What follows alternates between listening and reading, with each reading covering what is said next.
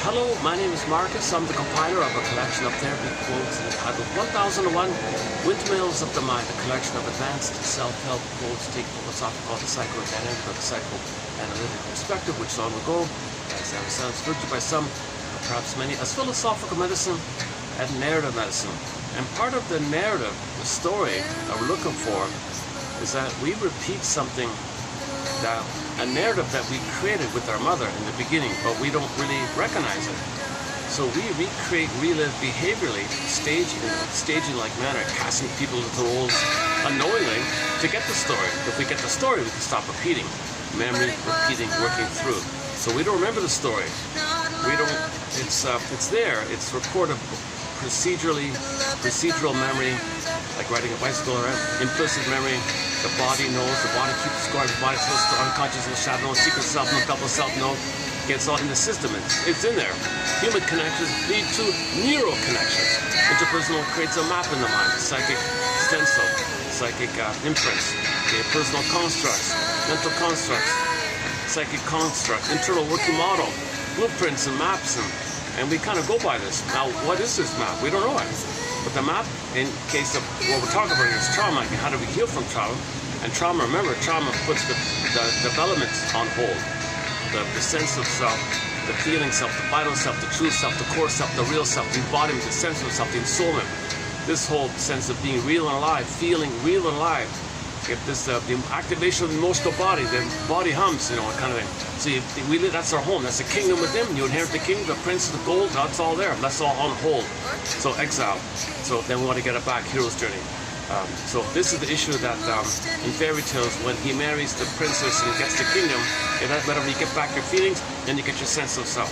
I feel our fam. It's the quality of our feelings that determines the quality of our life. So you want the primary feelings called the radiance of the golden ball, feeling real alive, and all the capacities related to the feelings and the sense of self, the vital self. And you live in the present, and there's an I there, a vital I. So you can express what's unique about you. There's path, meaning, pleasure, and it's normal like that. Companionship, relationship, creativity, recognition of reality, or all fun, family, and things like that. So if that's all that holds, in trauma, that's suspended.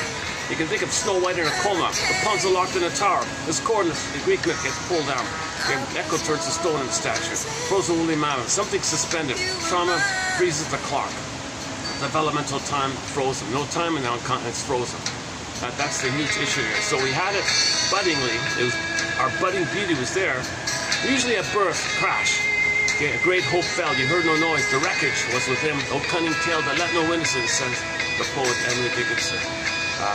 There's a pain so uttered, swallows septum, the person goes into a swoon. The swoon is kind of like you're going to be spellbound, bound in a spell, hypnotized, stunned, no time, frozen, things for spell. You're cursed. You're cursed to replay, repeat the thing that you don't know, the story you don't know, unfinished, unprocessed. You're supposed to get a loving story. You're supposed to get a story where a mother loved you, and then you went through a developmental process. What happened? Why didn't that take place? Why did mother fail me? Why did she betray me? What happened? Why wasn't mother there? I thought she was wonderful. You mean she betrayed me and neglected me, couldn't see me? She was so blind? Is that the story? I don't get it. Why did that happen? Give me the story here. Story, please. Okay, my story's broken. I gotta fix it here. I gotta find it. I'm thought known. What is the thought? I gotta think what I don't. I gotta think what's known. I can't think it. So we recreate, repeat, repetition compulsion, recreate, relive, reenact, restage in some kind of symbolic, mirage-like manner. You cast people into roles. You're like a director, okay, you play this role. Coach people will play a role. Choose people to fit the role. And you're going to recreate a new edition in the present of the past. You're not living in the present, you're just recreating new editions of the past, okay, reliving the past, hoping for a better past, hoping to get your story, hoping to get a better past.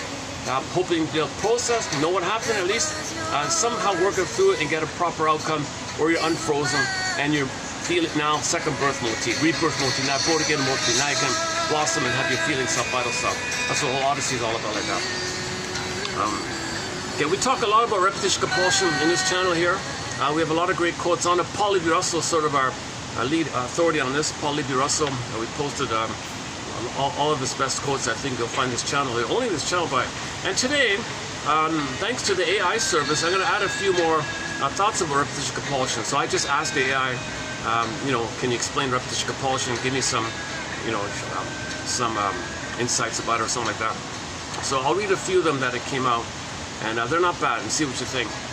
Now there might be some overlap, and some of it's informal, the way they say it. Some of it sounds like simple self-help, but some of it's new, some of it's visual, some of it's poetic metaphor. That's helpful like that. So we'll see how it goes. The main core metaphors: repetition, compulsion, repeat. The pain drives it. Number one. Okay, the pain is the pusher of it. The pain is the hope to get mother's love. That's why you're in pain. You want to get out of the pain. You want to get mother's. Look for symbolic mother, but you're only going to find somebody who failed you the way the mother failed, so you're repeating the failure. Your anger at all this rebounds and attacks yourself out of pain, so you got to search more for mother. Pain, more money. Now you're in a cycle. You got to search for reminders of mother, symbols of mother, but that failed. If mother failed, the cookie's going to fail. The cigarette's going to fail. The drink's going to fail. Whatever you get's going to fail. Okay, you were betrayed and failed by these things. You pulled this, the lottery, you're going to fail. Whatever thing you're doing, it's just a hope to get mother's love in the past, but the present, not the past, but that part of it, there's no time, the clock frozen. There's no time, you're spinning around like a frozen time spinning. So emotionally, it's still in the past, hoping for a better past, hoping to get mother's love in the past. Why? Because the baby wants a secure attachment style. In a normal development, he's securely attached. Rhythm of bliss, rhythm of safety, symbiotic merge, fusion, blissful phenomena. In the safety of the cocoon, of the blissful social, the personal womb, in the safety of that relationship, primary dependency needs. During the primary, I can't believe some people don't get this. The primary dependency needs, it's a relationship. In the soil of this two people, pre-Oedipal, primary dependency, just two people, mother and a baby, two people, primary dependency. The soil of the sweetness of this rhythm was mother's entrainment, mother's acceptance, love, understanding, soothing. This relationship back and forth, rapport between the baby and the mother. If during this time his budding beauty can blossom like a flower, it can develop with them. It's called the emerging self. So he'll feel real and alive in the safety. They go hand in hand. They go at the same time. So dependency for identity. The dependency and the connection, the attachment that supports your identity development. Now this identity is going to be broken or frozen if the betrayal and the attachment is broken. Okay, now from that point on, there's a lot of personality patterns that deal with this. And we study all these different patterns, personality patterns, and defense mechanisms. A key message from yesterday and the day before was we've got to thank our defense mechanism. We've got to say thank you. We have to thank our own defense mechanism, and we have to thank ourselves for adopting these defense mechanisms and thanking the mechanism. Thank you because we survived. If we didn't do it, we would have been a goner. So it protected us, it saved us. But neurosis means you're still there all the time. You're spending your whole life in the past. You're spending your whole life living in the past, waiting for a better past.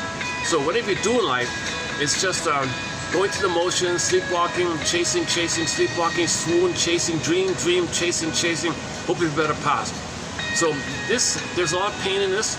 So there'll be, in the extreme cases, there'll be greed and envy, all about you center stage, depending on where the trauma, where the fixation takes place. Before 18 months, it'll be greed and envy, and entitlement, and post 18 months, there's not that harmful to please us. So Karen Harney is moving towards, but if the trauma is too early on, then people move away, or if the against one is the most disturbing, because the against one, there's the baby would say, I'd rather shame myself than be shamed by my mother. I'll be shame myself. I don't want to ever be shamed by my mother, so I'll be the shaming mother, shaming myself. He feels some kind of anticipatory power if he's going to do the shaming instead of just being a passive victim. But that's an immense amount of pain. So that's why he's always against people, because everyone is him. He's got a shame to disperse attention, him shaming himself. Falsity bark, identification aggressor. That's the most perverse thing that can take place. The most tragic, yesterday's quote was, the most tragic, desperate thing for a baby is to identify with the aggressor. Okay, that means everybody's going to be him, and he's going to hate everybody the way the mother hated him. And he becomes the hater, hates himself, finds others to hate, to disperse the tension. That's schadenfreude, tension release. The humor is dark, black humor, insult humor, put down humor, because the tension you feel, if someone's you and you shame them, the tension that you have bottled up, disperse onto someone else. There's like a release of the tension called the humor mechanism, the tension relief. So a lot of humor is in that category because you feel tension release. So most sitcoms, put down insult, you're this, you're that, ha, everyone's laughing. That's sad stuff because you're shaming others who you believe is you, and you're shaming yourself. But if you shame someone outside who's you, it has the effect of dispersing and the tension release for the moment. Get the pain pump still going, no time frozen, pain still going on. You got to do it again and again. So you can have 24/7, you can have 20 lifetimes creating encyclopedias upon encyclopedias of how to insult somebody. It doesn't undo and correct that mother didn't. It doesn't communicate that your mother finally is going to give you a better pass. Mother's going to say, I'm sorry, don't let me do it right this time. Magical time machine. Because you're trying to know the story that mother hurt you, and you became her to hurt yourself. That's an attempt to know your story that mother hurt you. If you're negative towards others, you're meant to know that's part of your story to the mother's negative towards you. Now, why?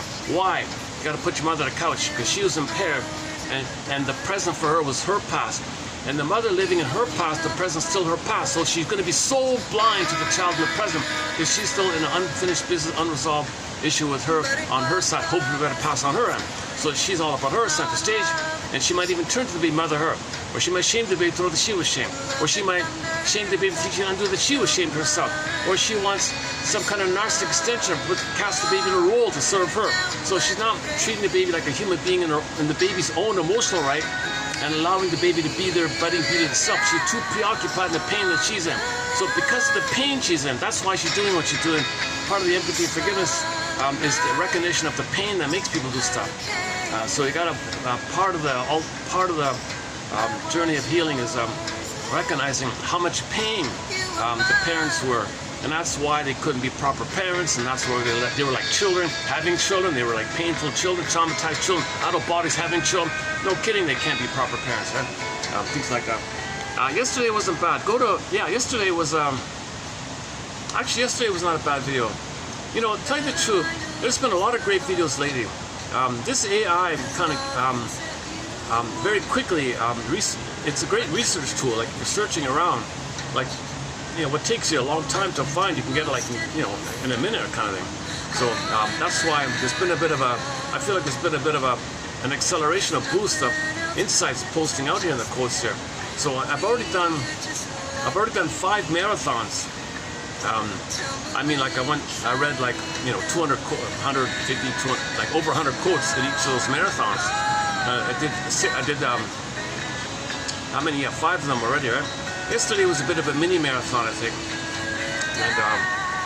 and there was some other miscellaneous ones in between. So this video, it's not going to be a full marathon, but in this video here, stay tuned. We'll cover a good solid 50 one-liners, thanks to the AI service, on this topic of repetition compulsion. Once again, repetition compulsion means neurosis is the pain that you have to freeze up your soul and cope with this issue of the circuit that you cry for love, she rejected you. This looping, you cry for love, reject it. Imagine that the metaphor being our favorite one here, or my favorite one is the one I've been using all along, is Edmund Berger, whatever mentions. Edmund Berger has a metaphor for this called the repetition compulsion. Imagine this experience, this memory, being pressed on a 45, like a tune, like a song, like a painful song. I cry for love, mother said no, ouch, right? And that's what you're repeating. Oops. Okay, now I have the spot was taken, so I have to come up here. I prefer to. I might move back because I don't want to risk. Possibly, I'm not even sure if they can hear me below me, but I think it's okay. They told me, the waitress said, "No, you're fine. We don't hear you." So that's true. I don't know if it's just being quiet or something. I usually sit by the swan there. I know for sure nobody can hear me when I ramble near the swan play, other than the swan.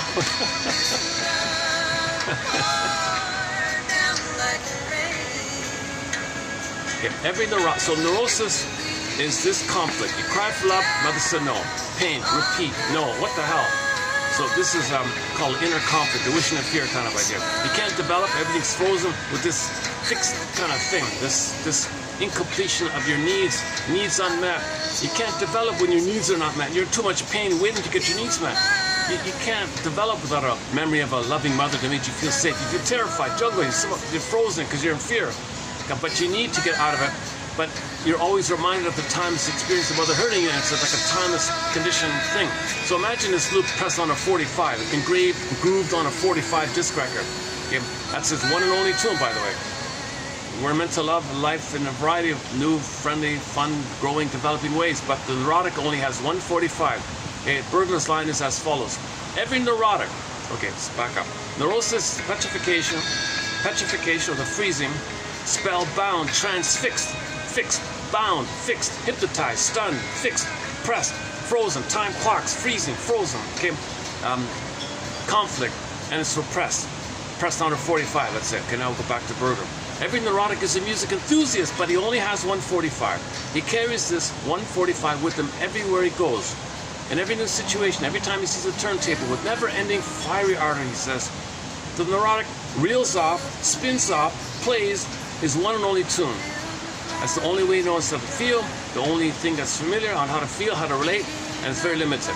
It's painful, it's neurotic, it's messy, there's no loving in the present, it's just hoping for a better past. So in the new situation, he'll, if it's the more painful version is where he crossed over and he's going to play the mother, shaming himself. So in the present, he'll find others to play him and repeat and follow the script. Okay, mother shamed him, but he'll play the mother and find someone to play him. Mother rejected him, then he'll reject others. So, and he's stuck like this. If the trauma is a little bit later on and develop a post 18 months, he still has a kind of hope to get mother's love. So he'll play himself, but others will disappoint him, and he can't progress beyond that place between 18 months, 36 months. Now, ballpark guy, the stingers and clingers category. Every neurotic is a music enthusiast, but he only has one record. He carries it with him everywhere he goes. Every time he sees a turntable with never-ending fiery ardor, he reels off his one and only tune. Yep, so the neurotics don't love. They have what's called transference love. The love for them is the need to repeat and get a better outcome. They're not loving in the. You need a sense of self for companion, person to person. They don't have it. They don't have a sense of self. If you need to feel safe with the mother to go through the process to have your budding beauty. That's your sense of self, embodiment, and soul. And if you felt self, to let it blossom in you. That's all frozen, suspended. You're dealing with that. You're dealing with that survival primary thing first. You can't love yet. You gotta forgive your mother, then you can love. You gotta say yes to the old, so you can say. You gotta identify the old and say new, and second birth, rebirth mode. Then you can love after that. But if you ignore that, just repeat, not really loving, you do what's called transference love, infantile love, impassioned love, spellbound, limerence, love at first sight, just one look, Cupid. Oh my God, right? So somebody reminds you of the past. Well, there it is. Okay? The person of the present triggers the wiring, triggers the past. The person of the present is seen as the one of the past. In your mirage-like manner, you're unconscious seeing the person of the present, the one of the past, and finally you're going to resume to that. That's why I'm excited, because the wiring is, the baby's in a blissful state in the beginning. They do have a delirious euphoria. Babies are not golden, glowing, mystical, garden of Eden, Shambhala, Shangri-La, blissful utopia, delirious euphoria, oceanic bliss, ecstasy, timeless. They're in a blissful kind of place. Union mystica, participation mystique. They're ecstatic and happy, no time, no space, everything. They're whatever it is. So that's why the honeymoon phase. Somebody reminds you of the mother. You're going to feel some of the, whoa, wow, I'm floating. You can do anything because babies think they're kings and gods. You feel so, just the two of us, you can do anything. You have these kind of exaggerated kind of feelings because you're applying the baby world to the adult body. And that's neurotic. The reality of normal living is that you're not a baby in a blissful, delirious euphoria garden of Eden. No, you're grounded in the reality of earth living, and you're out with other wounded people, and we're all taking the journey to heal ourselves, to find home. Yesterday, we posted some quotes from the psychohistory branch of study, which is kind of new for us here. So check out yesterday's video, the first, maybe the first half hour or so. I posted some quotes from Lloyd Demas and a couple of others about, I think, are kind of valuable, I think. And we'll pick up on that in the future. So let's go back to the 45 here.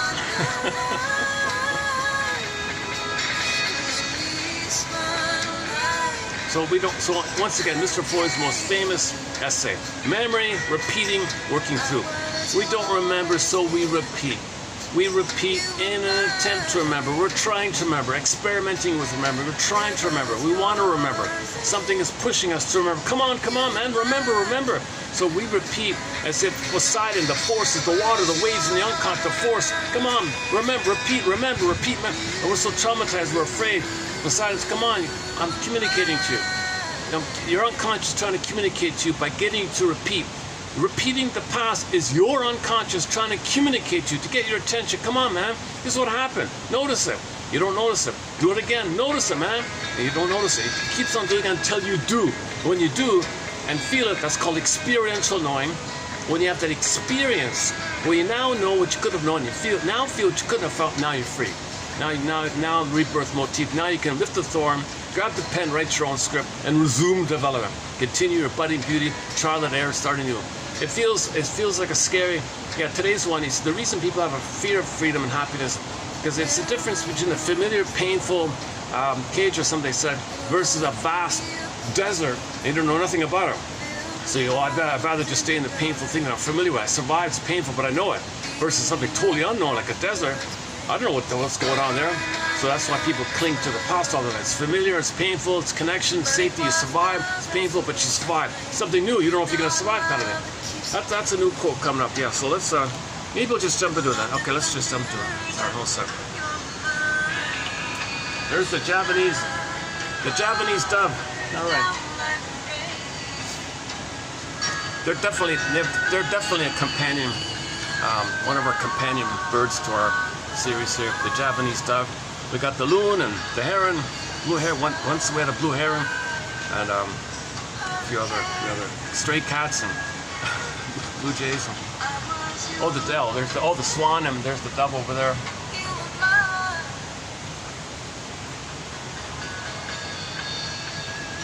Okay, okay, let's just kind of limit our discussion today primarily to this topic of repetition compulsion.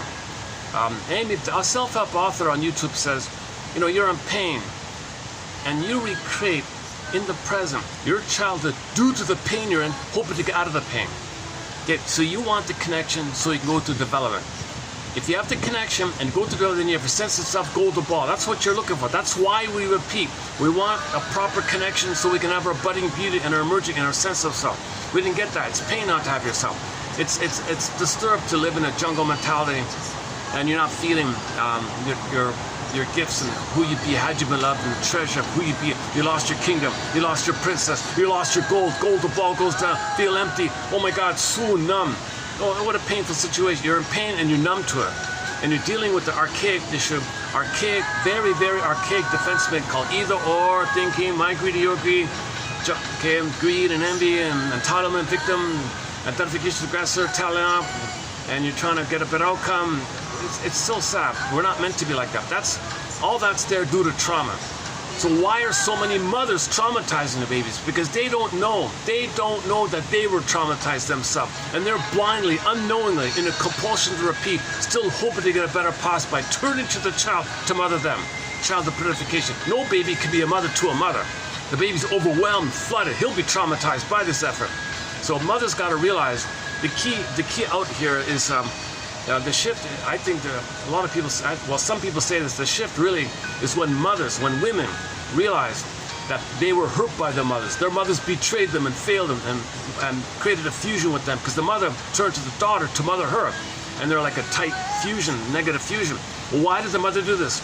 Understand and forgive that she was in pain, and she was in pain that made her do it. If any woman can recognize that they're in pain by the mother's pain, and they can be aware of it, okay, then there's a shift taking place. Because once women start to love their daughters, those daughters will grow up and love both sons and daughters. Kumbaya, we're back to normal. Right? So that's we live in a matriarchy, not a patriarchy. I agree with that. It sounds edgy to say this, but we're not really in a patriarchy.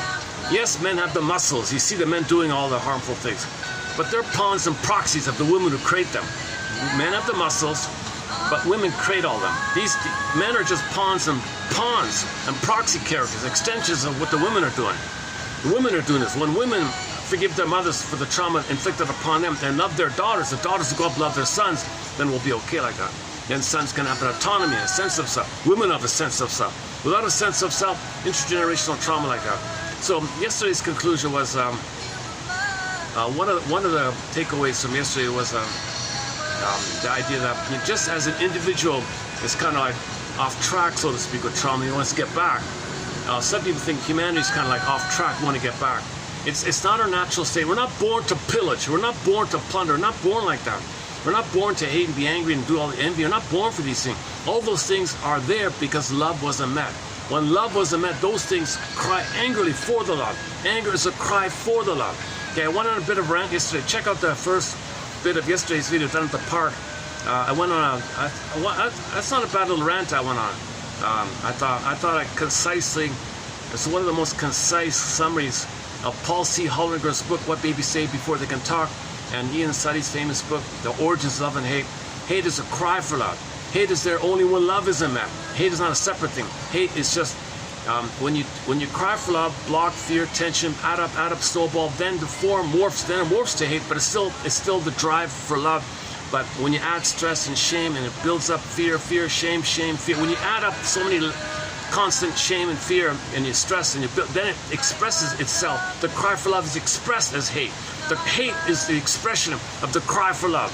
Yeah, there's another summary of it there.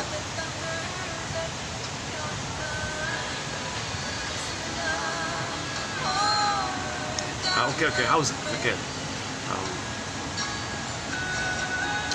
Yeah, they have a strong coffee here. Yeah, these guys have strong coffee.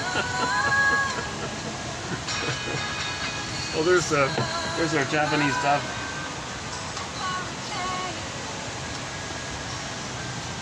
So this is a great outlook. I've talked about this place many times. Some of the best videos are done in this venue here. Great little place here.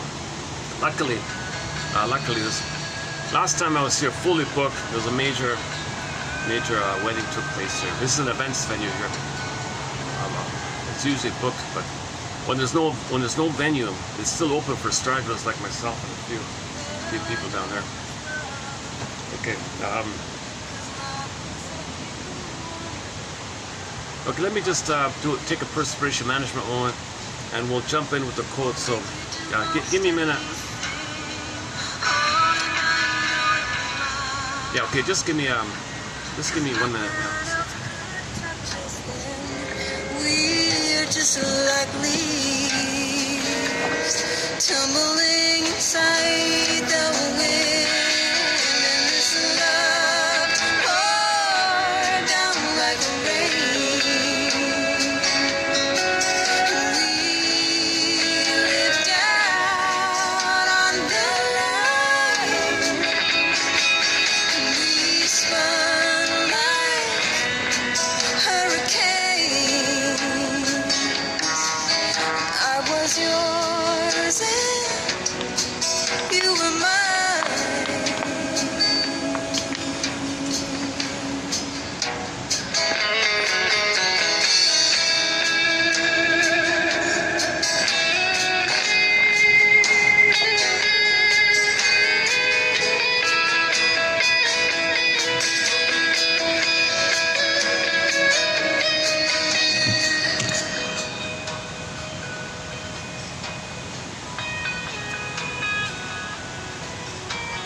Okay.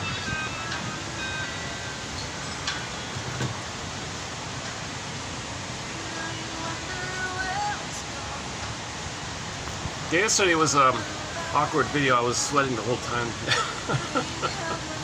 forgot the ice. Okay, how are we doing here? Okay, let me hit the pause on this. Okay, so now let's run through these. So I'm going to be reading here from 33, 92, and 3, a 2-pager. So I'm now going to read 2 pages. I'm going to read 2 pages of one-liners, basically, on this topic of repetition compulsion. So we're hoping for a better past, okay, i.e. a secure attachment style, which would have allowed for normal development. We're in pain because we didn't get it, and all of these quotes are in reference to this issue, the compulsion to repeat. Okay, in ancient Greece they called it kliglos, mindless repetition, hamster wheel, Sisyphus. Okay, Sisyphus, you know the story about Sisyphus. Oh, a recent joke in our humor collection was, why did Sisyphus quit his gym membership? Oh, kind of obvious. You realize, wait a minute, I'm getting enough exercise rolling the boulder up and down. That's enough exercise, isn't it? Why do I need a gym membership? Silly, that's a silly one. The Tantalus myth. He reaches for the nipple. Okay, so in myths and fairy tales, usually if the apple or the cherry or a round, sweet, small fruit or something is the nipple. So he reaches for the apple or the plum or whatever it was, the cherry, pulled away. The wind blows the branch, pulls away. Oh my God, he tries again, pulled away, tries again, pulled away, tries again. So it's endless. No time, that's why he's forever. He's suffering and he never satisfied. He can't get nursed. He didn't get the attachment. Okay, go to the Shakira, the pop diva Shakira, the front cover of her album titled Oral Fixation, volume number 2. You see it there. Okay, so the tree is like the mother, they got the baby there, and the actual mother pulls the apple and says, hell yeah, that's what happened to me. I received weaning trauma. I give you baby weaning trauma. I'm active. I was passive victim to my mother's weaning trauma. Now I've got the nipple. I'm gonna pull the apple setting for that. I'm gonna pull it away from me, babe, and you see the baby reaching, and she's got this hell yeah attitude about it. So being the active aggressor to deprive her baby doesn't undo that she was deprived by her mother, but she was in so much pain. Never again. I never want to be passive. I'll always be active. So the baby comes up. I'm gonna be active. Because she's reminded of the pain she was in. And remember, she plays the 45. Reach for the nipple, reject it. So has a baby, oh, 45. Baby, you play me reaching for the nipple, and I'm gonna reject it. I'm gonna withdraw it. This is a good example. That right there is a key example of a critical, I think a very graphic image of weaning trauma. Miss Shakira, volume number 2, Oral Fixation. The image is blurred. It's a condensation, dream world condensation. Okay, so the mother's holding the apple, okay, but they sometimes the tree means mother, so they put the tree there, and the baby on the tree, standing for mother, and the actual mother's holding the apple. Apple means nipple, so you can blend it in like that. And then the outcome of weaning trauma, repetition compulsion. Reach for symbols of mother. Reach for symbol, rejected. Reach for symbol, rejected. Now go to the second music album called Oral Fixation by the singer Kim Mitchell. Not a big fan or anything, but check out the front cover album of the Oral Fixation, spelled with a U. Oral Fixation by the Canadian singer Kim Mitchell. He shows you examples of oral fixation that come about due to weaning trauma shown in Shakira's album. So, oops. Okay, it's as clear as it gets. If you look at the front cover album, you got the long hanging teats, the mammaries, the bountiful teats, the milky mammaries are hanging their center stage in the thing, in the picture. Now you got all these characters that are kind of under it. Okay, just like the baby, when he's nursing, he's kind of under the breast.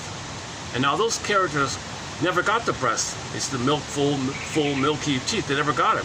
So those characters underneath looked for symbols of the feeding, the symbols of the breast, symbols of the nipple. So one lady was the boozer, one guy was biting his nails or something, one was a smoker, eating chips, what was it? The golf, the voracious eater, the drinker, the boozer, the gambler, the promiscuity guy. You had all these kind of symbolic efforts to get what was right there, center stage, never received. They looked for symbols. Now the artists who drew that picture wanted to emphasize the addictiveness of it. So they were all pale with the shakes. You saw them shaking, because if they didn't get their fix, the withdrawal symptoms. So they're addictively looking for what they never got center stage. Mother pulled it away. Hell yeah, that's what happened to me. So all these people are suffering for weaning trauma, leading to oral fixation, gambling, promiscuity, drinking, smoking, gambling, food. All these things are basically an attempt to get mother's love. All dysfunction is to hope to get mother's love in the pot. So mother failed you, look for symbol, failed again. Symbol failed, but you're addictive because it's familiar, it's home, it's pain. The idea of addiction is when you preserve your narcissism to chase for mother. Dopamine's exciting, number one. And when you think you're going to get mother through the thing, you're going to trigger when you did have mother. Remember, in the uterus, it's bliss, delirious euphoria, union mystica, paradise, and all that. You're going to trigger some of the good old days. That's an immense feeling, but you need it to feel over the pain you're feeling. It goes down, chase again, trigger the past, feel better for the moment. Chase again. Now you're in this misery machine rigmarole of chasing to trigger the past to feel better for the moment.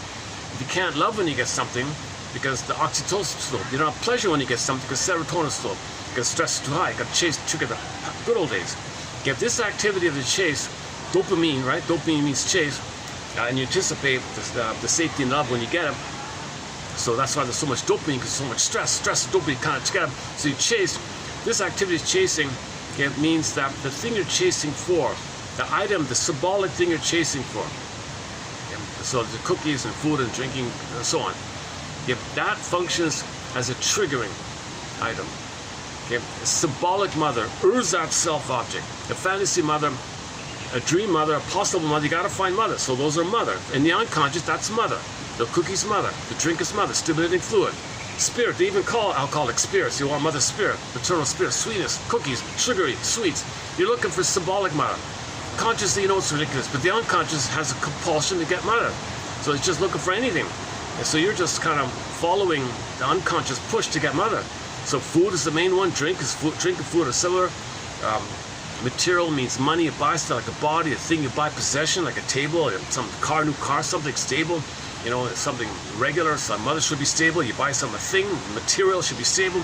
You substitute for missing the stability of mother's present. So you buy a thing, it's stable. So things you buy, get drinks, foods, okay, and money in the chase, and so on. And of course, people is the promiscuity is the main one, another main one. So that all those things function as that self-object. Looking for the one. Self-object means fusion.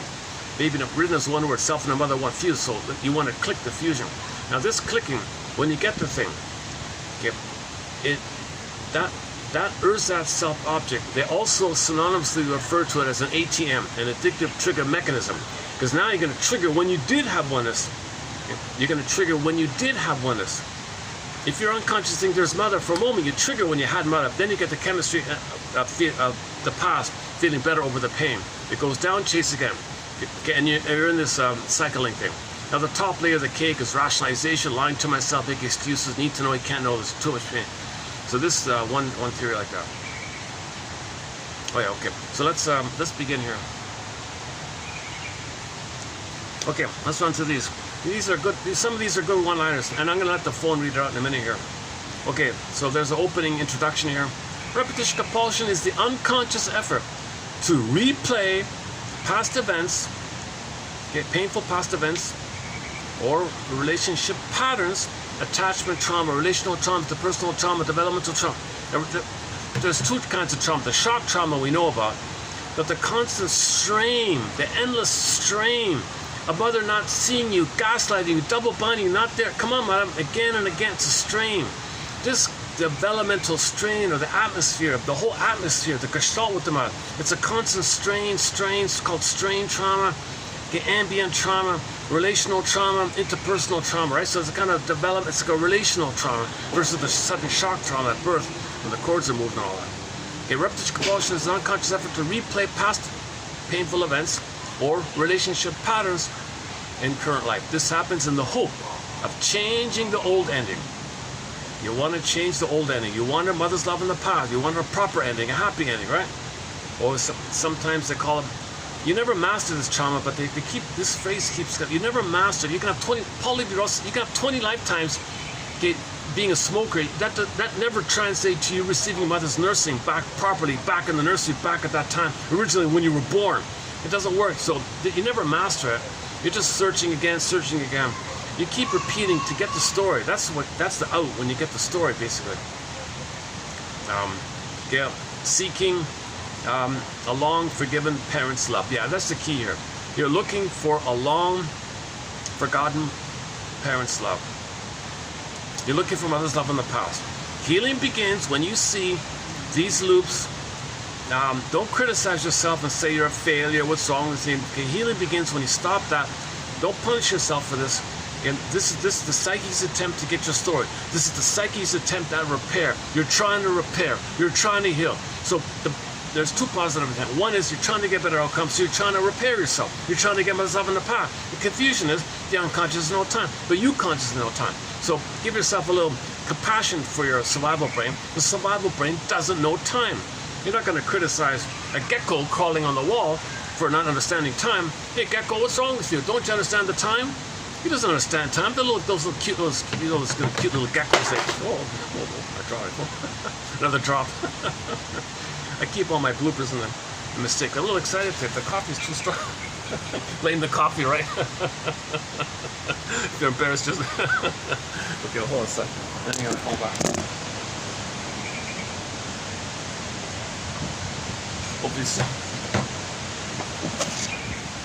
Hopefully it survived the fall. This is a real budget phone, so I guess I can. Oh, it's still working. Okay, good. Yeah. So, if your limbic system, your amygdala, that whole system, the primitive brain, the archaic brain, the ancient brain, Okay, the lizard brain, the salamander brain, the iguana brain, take your pick, monitor lizard brain. So the brain has three parts. The primitive survival brain, no time. Okay, just wants to survive, reflex, okay. The mammal, the feel. We're mainly the feeling, the mammal, we're mainly humans, body, we have body, warm-blooded body. That's just the background. And the neocortex, three parts. And so the main body's frozen. You're dealing with this primitive thing in the past.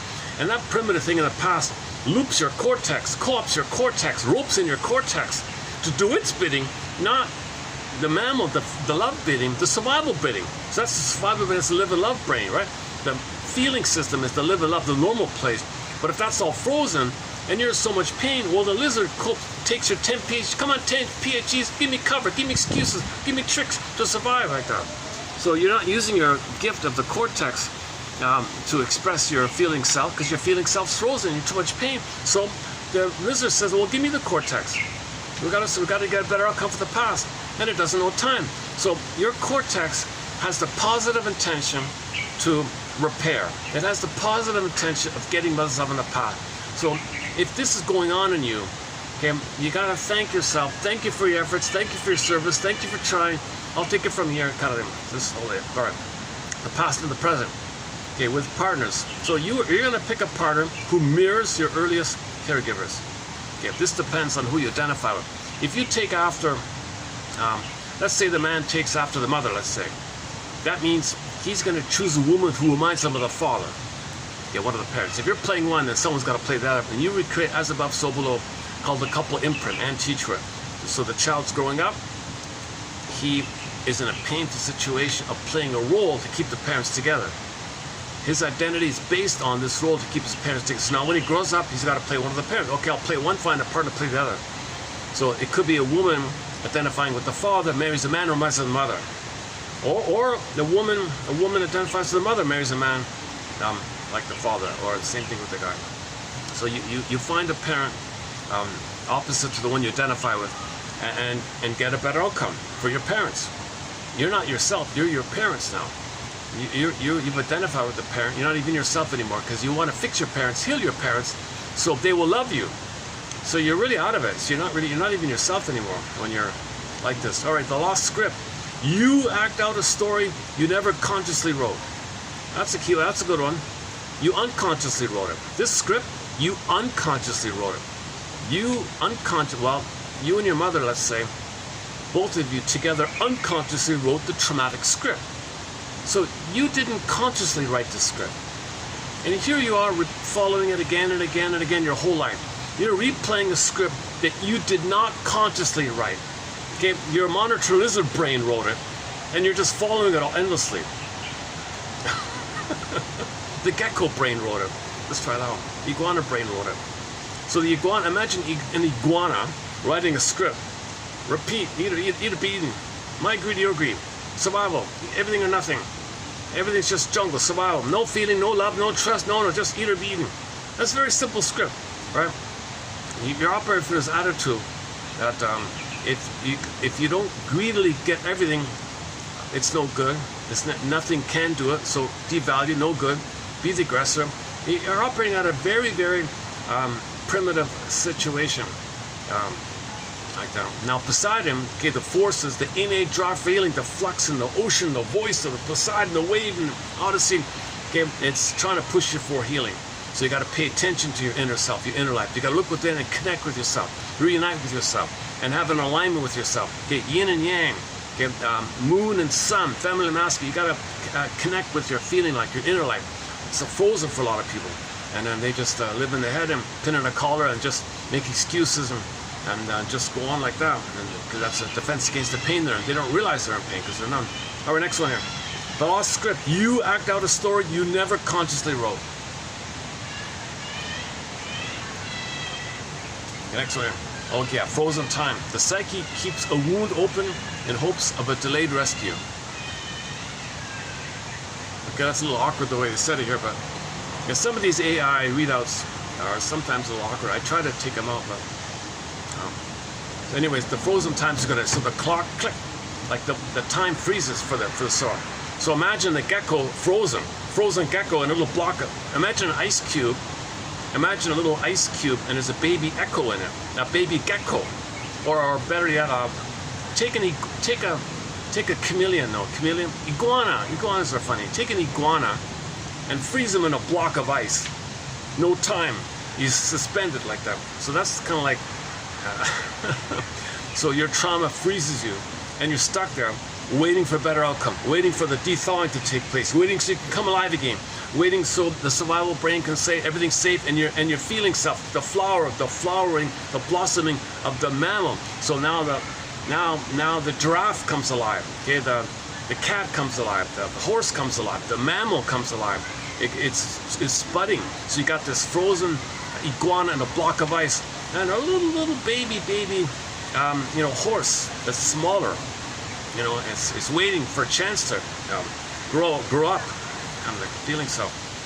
Okay, the familiar trap. You mistake intensity. You mistake intense anxiety and chaos for the passion of love.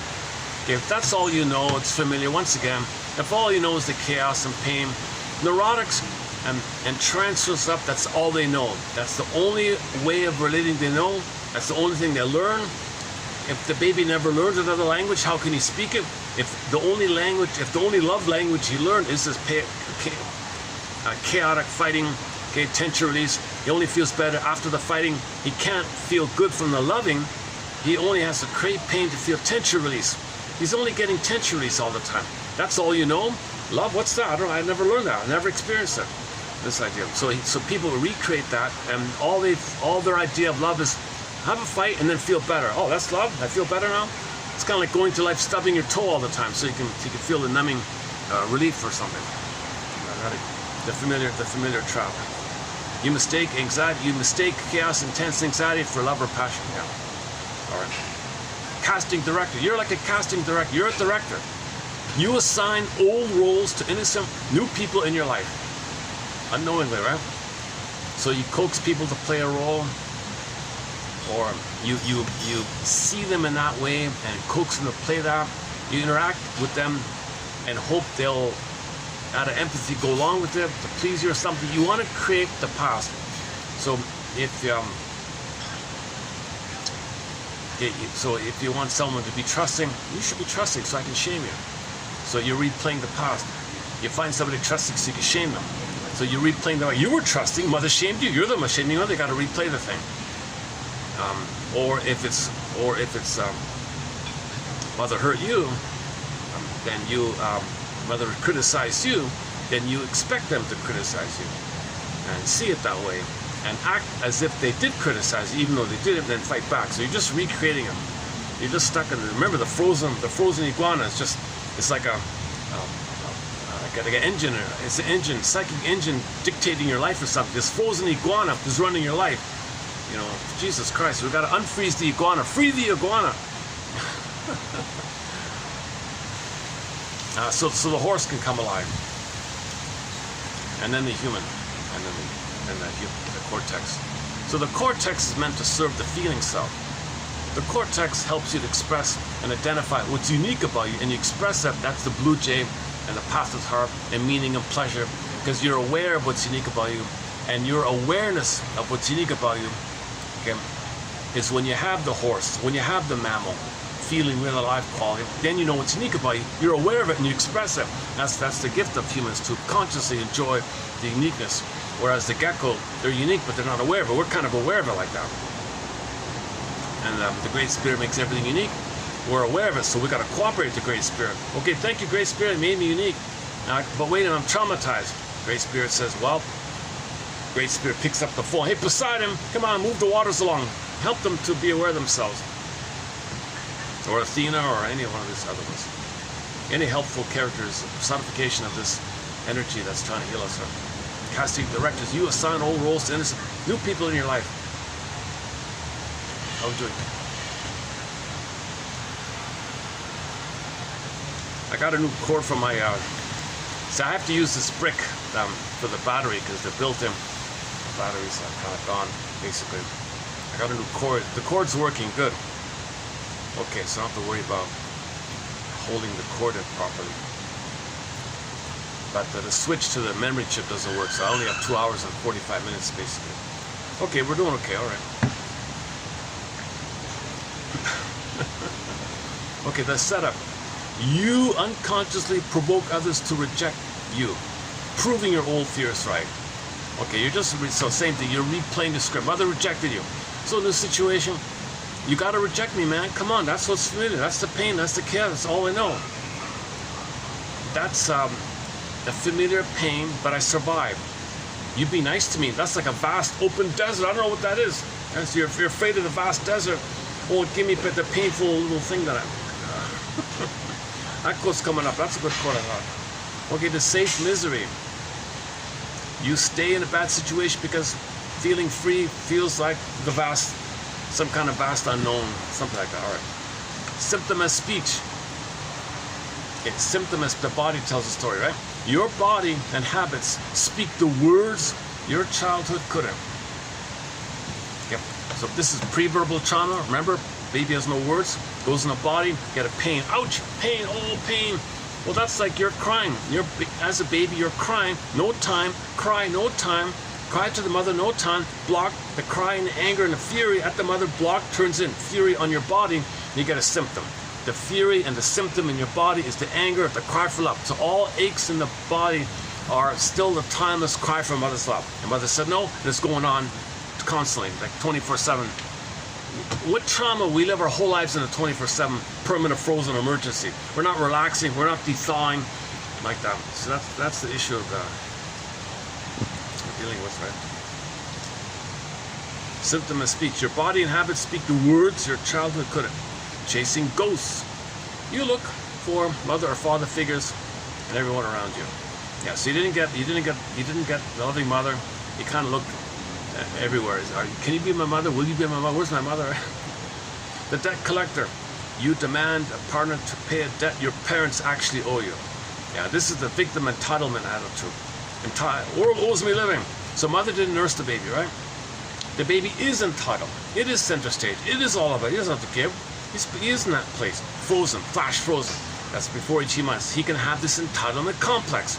He can be rude, doesn't care. He can harm others, doesn't understand. The baby's autistic like that early on. But the world owes him a living. He's special, center stage, the world owes him. He feels he can do whatever he wants, and everyone should just forgive him and give him the love that he should receive. See, the developmental cycling was broken with birth trauma. When you remove the baby and sever the cord, that can do it. Now, if you really want to make sure the trauma takes place, okay, I don't discuss what Ronald Goldman on YouTube discusses. That's a heavy topic, but check out the 6-part lecture this medical doctor gives, Ronald Goldman, called The Hidden Trauma. The Hidden Trauma. That hidden trauma will clearly break the bond. And then you'll be in demanding place. World owes me living. I can do what I want. You got to give me what I want. That hidden trauma thing of his, it's a difficult topic. I'm not a doctor. It's out of my zone. I don't know about the physiology about that. But he speaks clearly. He's a good speaker like that. Good authority. He's a medical doctor. He can talk about it. So look up Ronald Goldman, The Hidden Trauma, Circumcision, The Hidden Trauma. That's something we don't cover here, but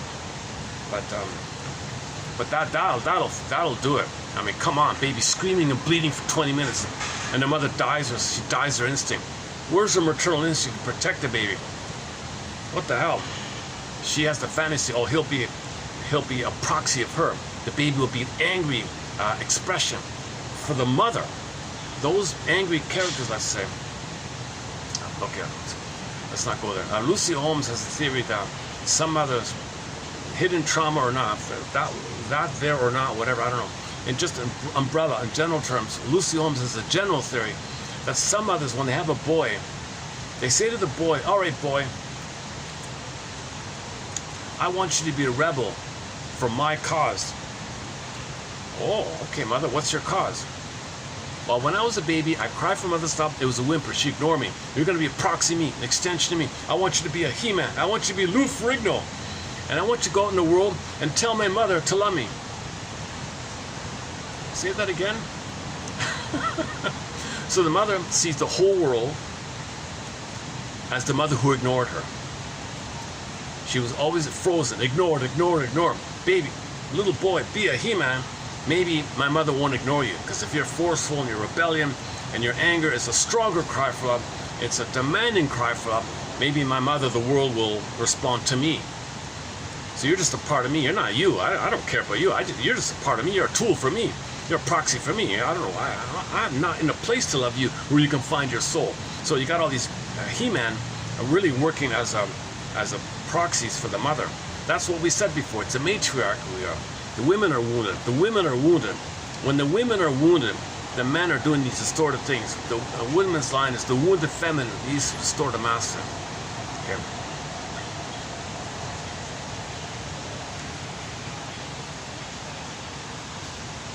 Okay, if it's a daughter, Lucy Holmes says, sometimes the mother says to the daughter, hey, I got an idea. You be a proxy of me, and I'll compel me, you play me. I'm going to give myself you, the oneness I didn't get, the symbiosis I didn't get. I had to give myself symbiosis. Mother, I need to feel safe to break free from you. If you're putting me in the role of you and you're going to control me, I never get a chance to get your love so I can be free from you. I got to play you where you're trying to get love from your mother. I'm swamped in with this fusional thing, the tarpon of the negative symbiosis. So that daughter grows up. Of course that daughter will be enraged at this. So she hopes it'll be a boy. Good, it's a boy. You be a He-Man and fight with her mother for doing what she did to me back then. Okay, that's when Lucy Holmes' theory. I always have this slight, let me check my environment, make sure. Give me a second. Let's play a little. I just want to make sure I want to check in with the staff, make sure I'm not disturbing anybody. I want to stay on good terms. I don't want to get kicked out. I guess let's just pick a song quickly.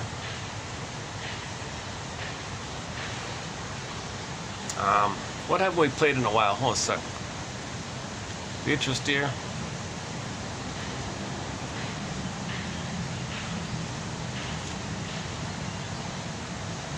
Oh, okay. I haven't played. I mean, this is just some. This is just some drumming. Oh no, forget that. I might be copyrighted. Yes, most of this is copyrighted.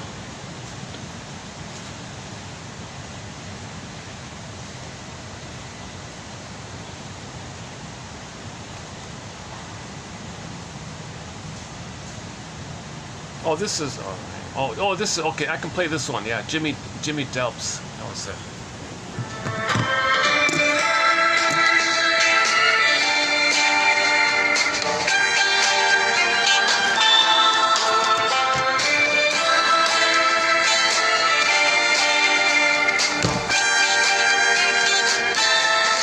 Where there is love for me, that's the place I wanna be. Where there's someone who cares, that's the love I wanna share. Now I don't want a love that's gonna put me on a shelf, leaving me to cry alone by myself, 'cause I've had that before. And a baby, I can't take it no more. Where there is a love for me, that's the place I wanna be. Where there's someone who cares, that's the love I wanna share.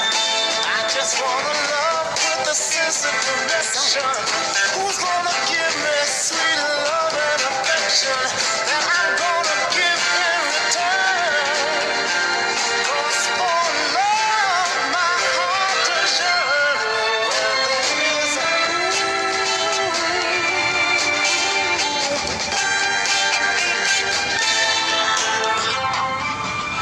Okay, good. No, they say we don't hear you. That's amazing. There's just so much noise around here. I'm in this unique little spot where the staff said you're fine. Oh, you're fine. Shout away if that's what you're doing. We don't know. Okay. Where are we here? We were just talking about Lucy Holmes. Yeah, check out Lucy Holmes' theory about how the woman might ask the daughter to play her, where the mother thinks she didn't get oneness with her mother, but if she casts her own daughter into the role of her back in the theater of her mind, she thinks she can undo and get a better outcome by demanding that she get the oneness. So she's the adult, like physically, in the body, and say, all right, baby me, I'm going to make sure you get the oneness. It's perverted stuff, right? The same thing with the boy, to be a proxy of her fighting with the world, thinking the world, so the boy unknowingly thinks the world's his own grandmother. Come on, grandmother, love my mother so she can love me. So this things like that, right? Chasing ghosts. You look for mother or father figures. Excellent.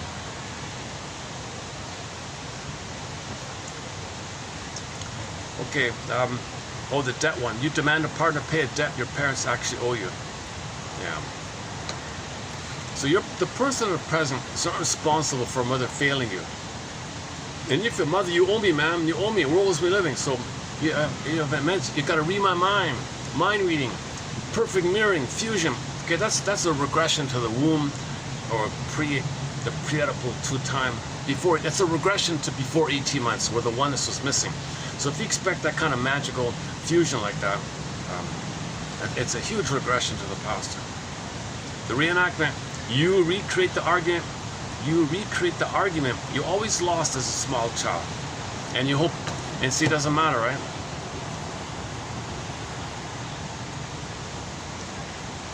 The child was pained, right? So recreate it. He never won mother's love, right? So recreate it. He's not gonna, the cookie won't give mother's love. So the argument failed, Now if he identifies the aggressor, this confusion where he's gonna be the failure onto others, that doesn't undo that he was failed. So he's still recreating. Although he's the active aggressor, okay, that doesn't mean he's gonna win mother's love back in the past if he shames someone else. Get it? So this is called identification. Sandra Frenzy, okay, Masterson, Italianic idea, and Elizabeth Howell. A lot of people clarify this confusion. A lot of people don't get it. No, if I'm the aggressor, I'm going to win, kind of thing. You're going to shame other people the way your mother shamed you, and you've identified with, in your mind, you're shaming yourself, and you find others to play you and shame them. You think you're going to undo that? You were shamed by your mother by shaming others, and you're still shaming yourself? What the hell, man? But the idea of the tragedy of this is there's nowhere else to go. The baby's so traumatized by that, he has to cross over and says, never again, I'm going to be the aggressor. I'm going to be the mother. There's a connection to her. It's some kind of pseudo-identity. He always feels empty. There's a hollowness inside. There's an emptiness, the falling feeling. Yesterday, the falling. If he steps out of it, he's going to fall, this kind of idea. He's like the emptiness and the hollowness and the black hole idea. He's got no identity, no vital self. He's clinging to the aggressor role. So that's what Karen Horney means, that some people have the personality that they're always against everyone. Right?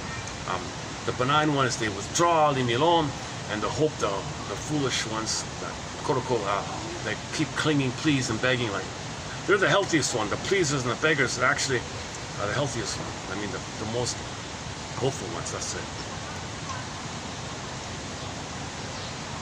The echo. Your current anger belongs to a forgotten womb from 20 years ago. Okay, so if you're a trigger and that rage, that's like an echo from when you're in the nursery and you were screaming. So when you were a baby, you screamed, right? You scream. Okay, 30 years later, your partner disappointed you and you're shouting. That's the echo from your childhood scream. It's coming up now. It's like 30-year distant time travel echo, time warp, time echo. You screamed in the nursery, 30 years later, there it is again, like an echo in a canyon kind of thing. Interesting metaphor, yeah, that's a good one. Shield against grief. Repeating the pain. Repeating the pain is easier than fully mourning that it happened. Shield against grief. If you don't know how to, if you're not in a place where you feel safe enough to grieve, then as a defense against the pain of grieving, you just repeat. Repetition compulsion is also sometimes referred to as a defense mechanism. You're supposed to talk and remember and heal. Too painful, just repeat. Aha. Reach for the cigarette. Aha. Reach for the drink. Aha.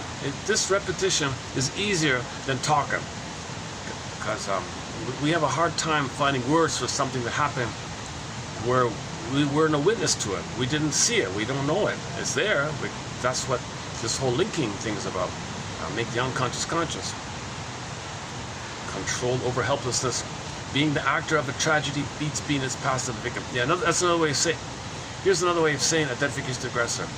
They call it here control over helplessness. Being the actor. of a tragedy beats being its passive victim. Yeah, the same thing, identification aggressor. It's the never again idea. So you can't feel that again. The only way never to be reminded of it is just to be the aggressor. But you're not living your life. You sacrifice your vital self for this. Loyalty oath, you stay broken because getting better feels like betraying your hurt family. That's a common one. All dysfunction is a loyalty oath to your mother and father. Because you played a role that kept them together. We need connection. We're social. We need connection. We need to attach. You break out of that vast desert, emptiness. Whoa, what all this newness you don't know, right? So you just go back to the painful, familiar. Loyalty oath. So all dysfunction is protecting the mother, loyalty. We have check out Morten Kisa, chapter 8 in that book of his. That whole book, that whole chapter 8, I remember, was this issue specifically. The headline was, all dysfunction means you're trying to save and protect and cure and fix and heal and please and placate and assuage and soothe your mother. Your dysfunction is this ongoing effort to fix her so she'll love you back, and you can't go on without her love in the theater of the mind. That's the baby's place. The baby can't go on without a mother, so you're operating from that. Loyalty oath. The shield of blame. It is safer to feel at fault now than to admit your parents failed. Okay, moral defense, yeah. Okay, this is the famous moral defense. So the baby isn't bad, guilty, sinner, all this nonsense. But after the trauma, to account for the pain, to understand the pain, to make sense of the pain, he creates a conclusion he did something wrong. Defective, unlovable. Pain means guilt. Punished. Defective. Is he being punished because he's defective? Shame, guilt. Oh my God. Mother must be seen as wonderful for survival, so he takes it upon himself. That's a constant, timeless feeling of wrong, due, debt, guilt, permanent.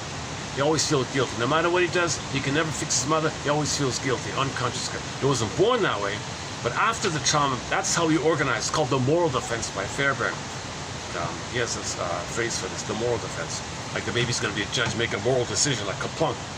Mother must be seen as good. I got to see it that way. That's my judgment. Mother must be good, kaplunk. Mother hurting me? No, that's separate. That's a monster. Now the monster is really his rage at the mother rebounding him. That's not my mother, something else. So this is the baby trying to organize. So that's why we thank these defense mechanisms. They kept us alive. We survived an abusive, gaslighting, double binding, soul-blind mother who was so focused on herself and didn't meet any of the basic needs other than keeping him physically alive. Didn't meet any of his emotional needs. That's emotional trauma.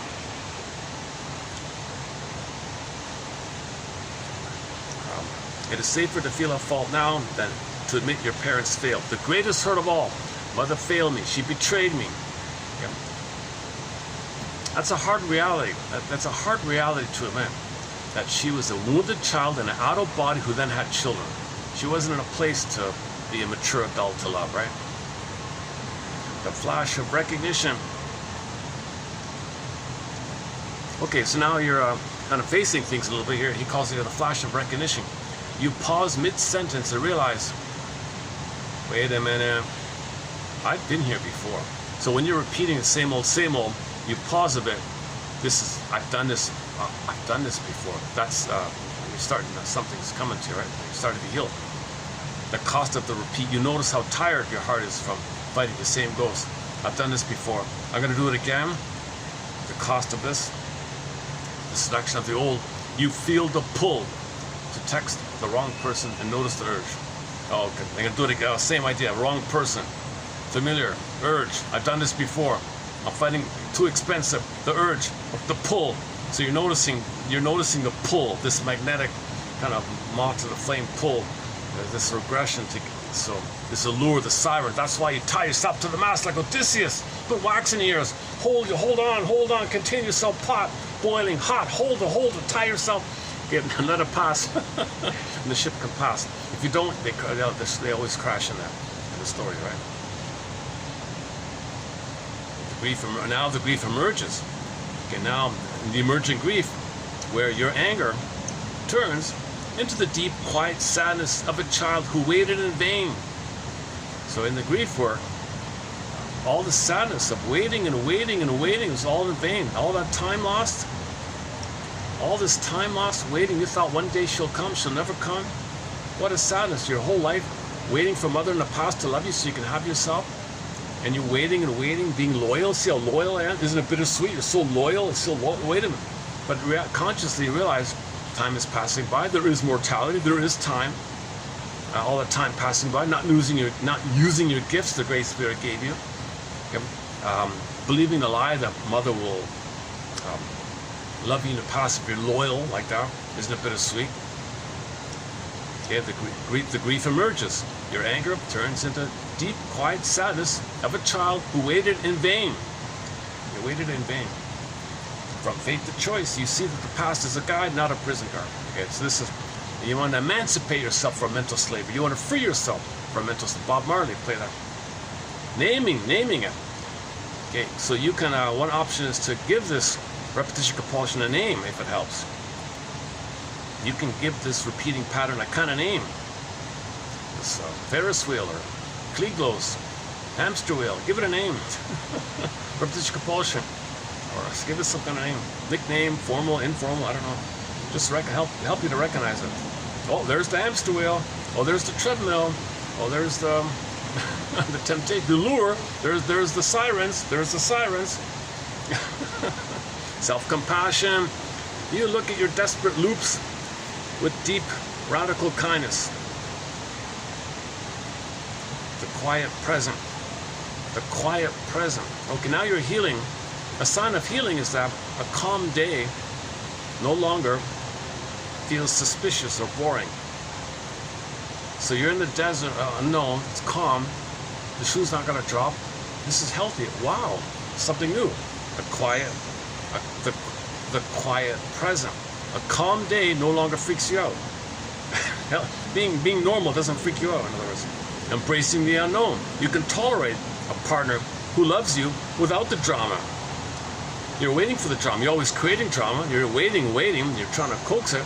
But now, after the grieving, after you mourn, remember, after the grief, right? This is like, this third section is like after the mourning, right? Now you can accept something healthy and normal. You can tolerate a partner who loves you without the drama, without the crisis. Embracing the unknown. Forgiving the self. You stop punishing yourself for old wounds you didn't choose. Yeah. See, this skill, that ties you, that's your loyal tie to the mother, believing you're guilty. So you punish yourself, self-defeating, fear of success, fear of happiness. You didn't choose this. You didn't choose it. The baby chose it to survive. But now you get out of this, right? Trusting the new. Trusting the new. You let a healthy moment be healthy. I like this one. You let a healthy moment be healthy without waiting for the shoe to drop. Something, people always say that something good happened. This can't, too good to be true. You're always waiting for the next problem. This can't be right. Really? It's okay?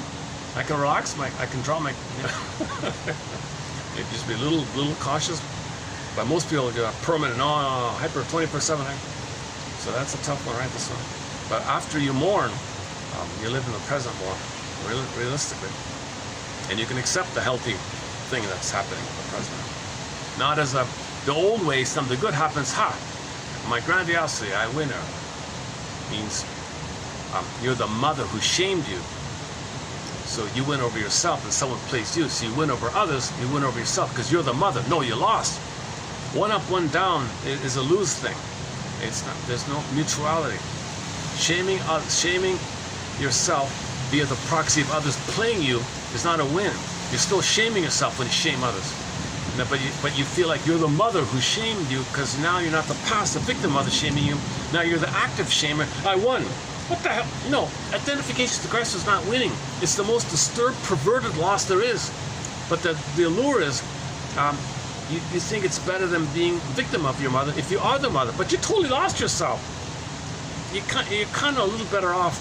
Janov says you may be a little better off admitting underneath pain and going from there, because at least you're on track like that.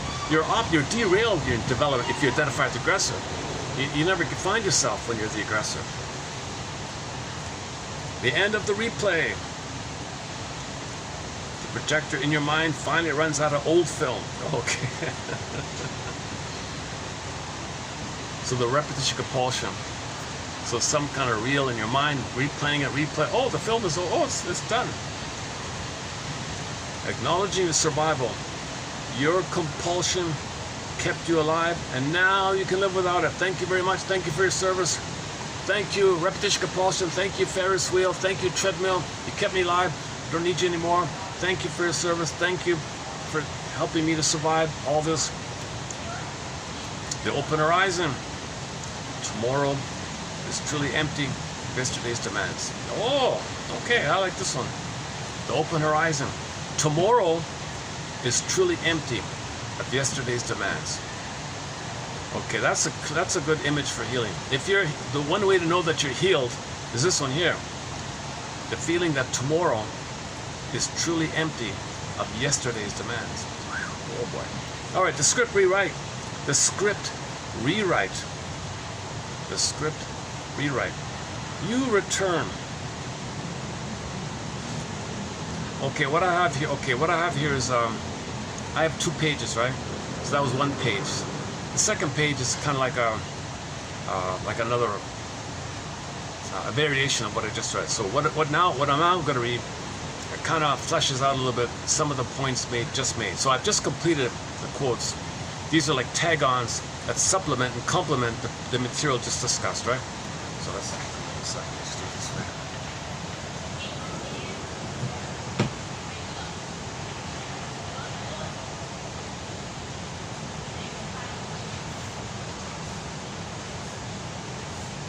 Can you see the bird over there?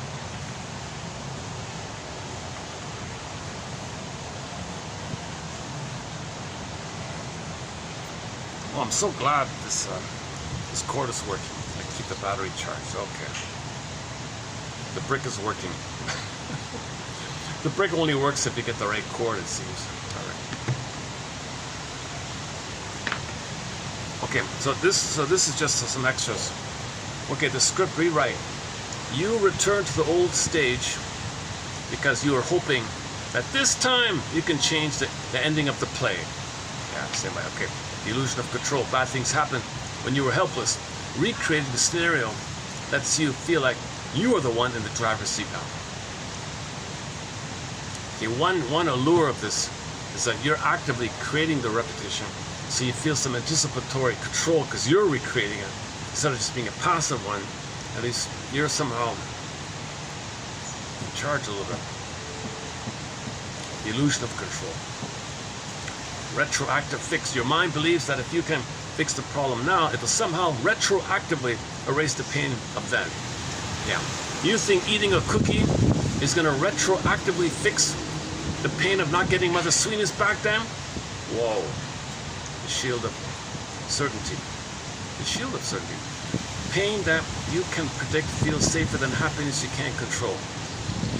Okay. Yeah, this is the fear of the unknown idea, right?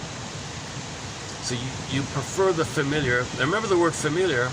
Okay, the first part familial, family. The second part liar. But you were safe. I mean, you survived. It's painful, but you survived. But you know you survived. If you try something new, you don't know if you're going to survive. So you're so afraid. So you go back. That's the choice. The active victim. It feels less terrifying to actively walk into a storm than to wait around wondering when the lightning will strike. Yeah, same idea. Okay. Time machine. Your unconscious treats the present like a time machine. Your unconscious treats the present like a time machine, trying to travel back to the exact moment your heart was broken to prevent it. Oh, okay, here's a good one. Yeah, here's a good one. The time machine. Your unconscious treats the present like a time machine, trying to travel back to the exact moment your heart was broken to prevent it. Oh, okay. Once in a while, the AI accidentally says something poetically. Huh? Just an accident. Your unconscious treats the present like a time machine. The present is a time machine. So you replay. So the present is the past. So when the present is the past, the present is the past. So the present is the time machine. The past. Now you're in the past. at the moment your heart was broken, so you can prevent it, so you can stop it. Don't hurt me, mother. Don't hurt me, mother. Come on, cookie. So when you eat the cookie, come on, mother. Don't fail me. Be sweet. You eat the cookie thinking mother will be sweet to you. Your mother broke your heart. She didn't give you sweetness. So the present, eat the cookie, time machine, travel, give me the sweetness. No, failed again. But that's what you're trying to do. Your unconscious treats the present like a time machine, trying to travel back to the exact moment your heart was broken to prevent it. Okay, that's a good one. Yeah, I like that. The broken record. The needle of your mind skips on the scratch of your oldest wound, hoping that one more spin will play the song correctly. Yeah, I don't use this metaphor to the broken record, but that's true, yeah. That's a good one. The emotional immune system. It seems like, it feels like maybe we think we're doing this. You have the emotional immune system. Like a body creating antibodies, your mind exposes itself to the old virus, hoping to finally build an immunity. Russell says you can have 20 lifetimes. You'll never be fully immune to this. You'll never get out of this. Only consciousness will get. But you might think you get used to it. You're just making yourself number and number. That's not getting used. That's not being immune to it. The blueprint trap. The blueprint trap. You build the same house over and over because it is the only architectural plan you were ever given. So if all you have is one blueprint, that's all you were ever given. That's the only thing you were ever given as a baby in your mind. You're just gonna follow that. You don't want anything else, right? The blueprint trap. The ghost hunt. You're chasing the ghosts of your past. Not because you love being haunted, but because you want to demand answers from them. Give me answers. Come on, cookie. Give me the answer. Why didn't you let me? Give it to me. Why are you failing me? Come on, cookie. Why are you failing me? Give me the answer. The cookie is a ghost of your mother. Right? The ghost of your mother is into the cookie. Come on, cookie. Okay. Yeah, no. Luckily, there's no guest to my side there. Let's check it.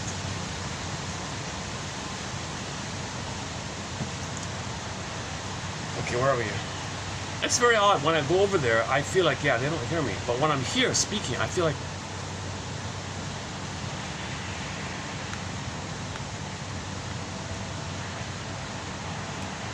Okay, next one I have the ghost hunt. Yeah, the false dawn. The false dawn. False dawn. What does that mean? The false dawn. Each new toxic person feels like a fresh chance to finally get the right response from the wrong source. Okay. The false beginning. Each new, when you meet in the present, feels like a new chance to finally get the right response, but from the wrong source. The wrong source. Nobody in the present, that's the wrong source, can give you the love that you should have received back in the past. Same idea. All right. The knot theory. The knot theory. The knot. Okay, the knot theory. You keep tightening the emotional knot in your life because you are trying to understand how it was tied in the first place. What? You keep tightening the emotional knot in your life because you're trying to understand how it was tied in the first place. So if you keep repeating and repeating, the more and more pain, maybe that helps you to realize the knot.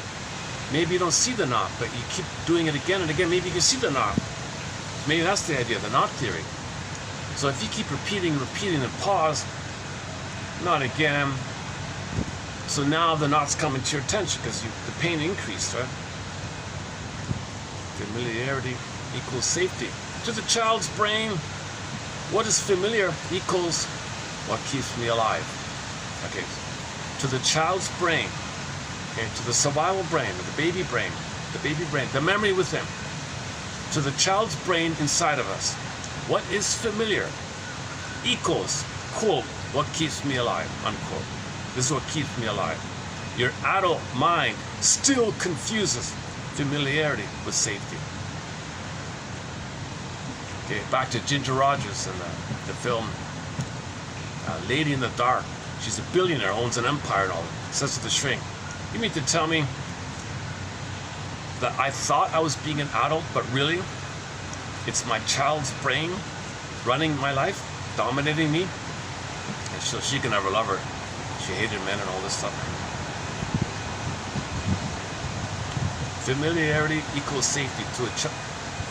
See, she hates men because she was hurt by the mother and transferred that anger onto the guy and blames the guy for what the mother did. And she never knew it. That's why to stay tied to the mother hurt her, she blames the man. So she hates the man because that's the split. See, that's the displacement and projection. Familiarity equals safety. To a child's brain, what is familiar equals, quote, what keeps me alive. To a child's brain. Think about like the baby's brain in the nursery. Baby's brain, like when you were like right born and what happened. That's that mess of the birth trauma. That whole dynamic of the birth trauma and how your mother didn't handle you properly, or she wasn't around, or all the mess or the problems that she was in. Okay, all that to the brain in you, to your survival brain, that's what keeps you alive. That mesh, that mush, that mess kept you alive. And your adult mind still confuses that old familiarity that the child thinks was safety. So your conscious adult mind is confused, thinking that what the baby thinks is safety. No, your adult mind is an adult mind, but your adult mind is confused because the pain is so intense, your adult mind shuts down because you're just in what's the safety of the survival. Your adult mind shuts down because you're in too much, that's what happens with too much pain. Your thinking goes down, right? Your normal thinking goes down. And your normal thinking is available to you when your mother loved you. So you don't even have your adult mind, really. You think it's your adult mind. It's not your adult mind. It's your child mind controlling you. Back to Ginger Rogers. Hang on a second. Let's see if I can dig that up quickly. All you got to do is go to the shorts, go to the channel. Hang on a second. So just go to YouTube. Type in the channel's name is Psychoanalytic Self-Awareness Quotes, right? And then go to click. Okay, then go to look at that. Yesterday at the park, only 2 views. That was a good video. You should check that one out. That's a good one. And we did a okay. And then click the shorts. Click the shorts here. And go to the popular. Go to the popular. It's in the top 10 somewhere. Yeah, this one here, Ginger Rogers. The sad irony of a grown adult being driven by their unmet childhood needs. Okay, let's play. It's only 5 seconds long. It's silly, isn't it? That a grown woman should be governed by the desperate desires of her childhood. It's silly, isn't it? That a grown woman should be governed by the desperate desires of her childhood. It's silly, isn't it? Okay. So here you got a multi-billionaire. She owns all the magazines and stuff like that. So she's realizing it finally. That's a good clip, Leading in the Dark. The play apparently, it's a real mystery about the original play that film is based on. It's lost. Apparently it was amazing. It was the best psychoanalytic play ever created. It was all gone. The film, there's just a crumb there's no resemblance really to the play. But the name is the same, and they kept the one crumb, that line I showed you. That's the only surviving. It's kind of like one of these bands that everybody's gone, and maybe the bass player runs it or something.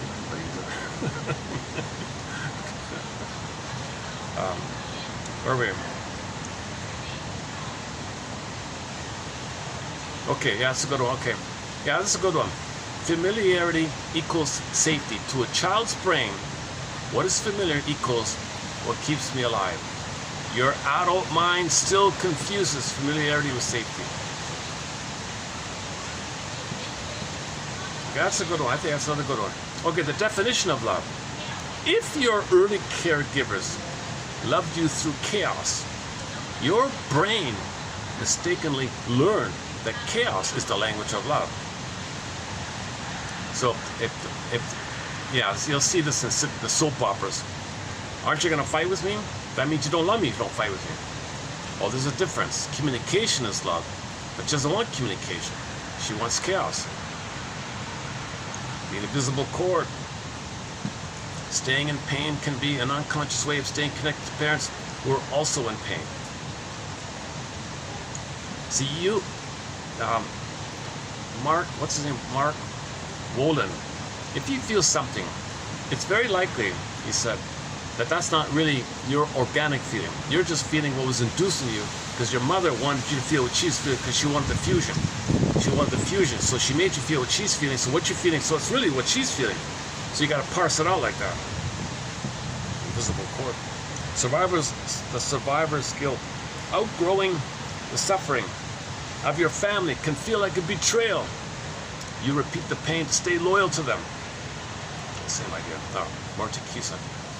The apology hunter. You seek out people just like the person who hurt you, hoping this new stand-in will finally give you the apology the original person never could.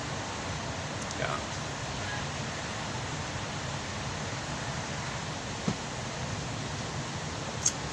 Yeah, we discussed that point already, right? The love language of repair. You don't know how to receive calm love. So you create a mess just to experience the relief of making up. Yeah, okay. Yeah. The only time someone feels quote-unquote happy is first they create pain, and then the recovery of the numbing of the endorphins of the pain relief, they call that happiness. I'm happy now. That's like stubbing your toe to feel the pain, because when you feel pain, the brain sends you endorphins. Oh, I'm happy now with the endorphins. The love language of repair. You don't know how to receive calm love, so you create pain just to experience the relief. The pain relief. So pain relief is not happiness. Pain relief is pain relief. Don't call it happiness, for Pete's sakes. Don't call it love. The homing pigeon. Another pigeon. The pigeon. It's funny, but the pigeon comes up so many times in these quotes.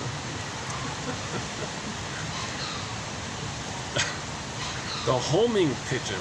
There's a new one. No matter how far you fly, your emotional compass is still magnetized to the emotional climate of your childhood home. The homing pigeon. No matter how far you fly, your emotional compass is still magnetized to the emotional climate of your home. Let's see. So the pigeon goes, you can always go back home. Okay, this is the same thing as your unconscious, your inner conflicts will faithfully follow you no matter where you go. You can change geography physically all you want. Your inner conflicts will follow you. Homing pigeon, it's always there. It'll faithfully follow you everywhere you go, says Edmund Berger. The tribute to trauma. Carrying the wound forward is a silent, tragic way of honoring how much the original event actually mattered to you.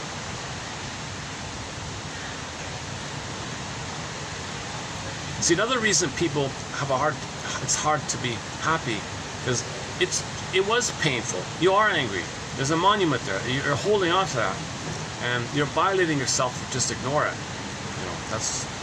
So you're betraying yourself if you ignore the hurt. So that's, people say, get over it, and just pretend it is buried. No, it's still there. You can't. It comes up. A tribute to trauma.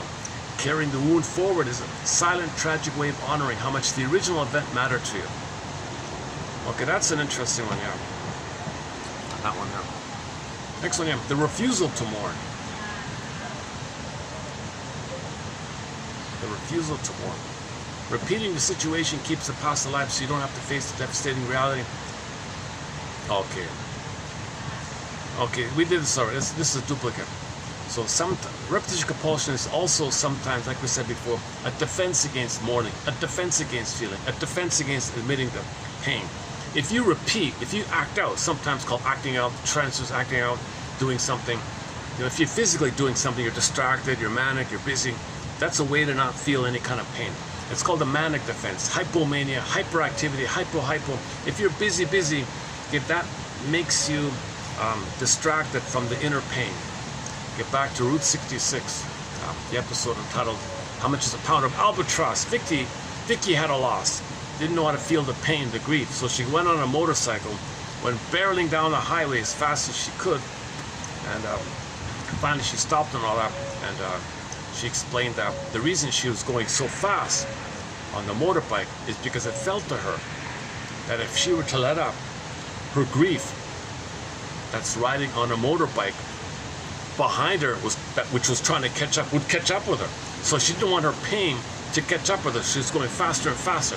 So she said she's barreling down the highway, feeling as if that there's another bike behind her, and on that is a ghost of the image, the metaphor of her grief. Her pain is on that bike, and that pain is driving the bike, trying to catch up with her, and she's going faster and faster to not let her pain catch up with her. That's the manic defense. See, when you calm down, your feelings catch up with you. I don't want my feelings to come up with you, to catch up with you, so you keep going faster and faster, right? Where is it? Refusal to mourn, yeah. All right. The validation search. You pick critical partners because your unconscious wants to prove that your childhood pain wasn't just made up in your head. Yeah, it's real, yeah. You can't deny the pain. You can't pretend. You can't sugarcoat. You can't pretend the trauma didn't happen. The pain is there. So you recreate because it's real. The pain, the real pain, recreate. The real pain is the driver of the repetition compulsion. That's why you're repeating, because there really is a pain. If you weren't the pain, you wouldn't be repeating the shared destiny. You replicate your parents' failures because succeeding where they failed makes you feel separate from them. Okay. So similar, like loyalty, ties that bind, emotional ties that bind. I need some kind of update on this theory here. This has been around a long time. That the ties that bind, the emotionality there, the attachment theory. I feel like there's got to be some kind of progress on this topic. Okay, the bridge of pain. The bridge of pain. Pain is the only bridge you know how to build to cross over the chasm between yourself and another person. Oh my God, what the hell? Pain is the only, okay, neurosis, dysfunction, pain, chaos, that's the only connect, okay, this is synonymous with transfer. Neurotics don't know how to connect. They don't know how to relate newly in the present. They only have one way of relating, one way of feeling. It's very limited. They're one and only tune. That's what he means. That's your bridge to people. You don't love, you only transfer stuff. Your transfer stuff, that's your only bridge to love, is transfer stuff. If neurotics don't love, they only have transfer stuff, which is the same way of relating, same way of feeling, and that's your bridge to people. That's your connecting. Fails, connect again, fails, connect again, fails. Right? Same idea. The bridge of pain. Pain is the only bridge you know how to build to cross over the chasm between yourself and another person. Okay. So that's the neurotic, that's burglar's time. Neurotics don't love, they only transfer stuff. Same idea. Okay, the safe prison. The cage of your past is agonizing, but it is the cage you know intimately. Freedom looks like a vast, terrifying desert. Yeah, there it is. That's the one. Freedom looks like an unknown, vast, it feels like a vast desert. Am I going to make it on my own? Play the song, Gloria Gaynor, I Will Survive. We played the cover by the Glee cast, the Glee cast. They have a great cover of Gloria Gaynor's song, I Will Survive, and Survivor Dash, I Will Survive. It's a combo song.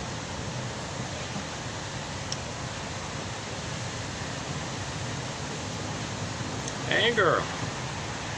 Play the song Self-Saboteur by the band Delirium. Your anger is a shield for your sadness. You provoke because feeling angry feels much more powerful than feeling vulnerable, discarded. Okay, no, sorry, another song. Play the song Repressed Hostility Blues by Katie Lee. So So if somebody can't provoke and be angry at somebody, like the bully, for example, and they have no one to bully because they can't be the aggressor, they have the repressed hostility blues. They can't find the chump to dump their repressed hostility blues. It's a good song. So provocative people, they have to be aggressive. They have to provoke a fight. They have to provoke it because they can't feel the healthiness of the unknown. They can't feel the healthiness. They never experienced it. They only had a chaos and pain in their home, right? Violence in the childhood, especially if you factor in Ronald Goldman's theory. Jesus Christ. Maybe in the future somebody should help him. Could other doctors please help that man out?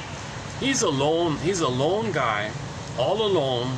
The only doctor that I can tell that's openly speaking up about circumcision trauma, the hidden trauma, the name of the book. So he's got a book called Circumcision Trauma, the hidden trauma, about breaking the bond and all that, and the rage and the consequences, and all the chemistry and the biochemistry, and what happens in your psychology and emotionality. He's the only one talking about it. I think he's still around. I'm assuming he's still around. I just discovered him about half a year ago, and I did post a few quotes on it. So if you want a little bit about it, type in his name in the search here. It should show up. Hopefully it's should. Next one here is the Ghost Rider. The Ghost Rider. You are letting a wounded 1-year-old baby, 1-month-old baby, 1-day-old baby, you're letting a wounded 1-second-day-old baby write the script for your adult life's decisions. The Ghost Rider. Okay, so that's the same idea with the traumatic script, right? Your traumatic script, it's an unconscious script that you are following, that you didn't consciously create. Your repetition compulsion is something you consciously created. Your inner child of the past and pain created. So the line here says, you're letting a wounded 5-year-old write the script for your adult life's decision, important decisions. The rejection magnet. You walk into rooms looking for the person who will reject you. Drawn to them like a moth to the flame. Yeah, it's really quite explainable. Sings Katie Lee in her song called It Must Be Something Psychological. She only likes men who will treat her badly because the mother treated her badly. It's really quite explainable. We have 5 songs by the singer Katie Lee. That one there, It Must Be Something Psychological. The other one just mentioned a minute ago, The Repressed Hostility Blues, and Shrinker Man, and a couple of others. The Scapegoat Routine. You accept blame for things that aren't your fault because that was your assigned role in your family of origin. Okay, so if you don't identify, hang on here, the scapegoat routine. Oh, the scapegoat. In most dysfunctional families, one of the children will be scapegoated. So all the shame and anger will be absorbed by them to keep the parents together, make them feel better, disperse the tension, scapegoat. So that child had to accept all the blame. He feels important doing it. He has an identity doing it. He feels powerful doing it. He feels like special or something like that. Yeah, he has this power to keep those big parents together. Wow. So you accept blame for things that aren't your fault because that was your assigned role in your family of origin.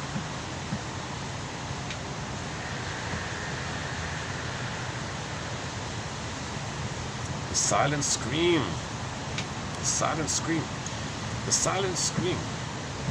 The most expensive, apparently, the most expensive, or I should say, the most amount of money ever spent for a painting was that simple little sketch, The Silent Scream. The silent scream. Your repetitive behavior. Your repetitive behavior is a non-verbal scream, a silent scream, trying to show the world the pain you cannot find the words to speak.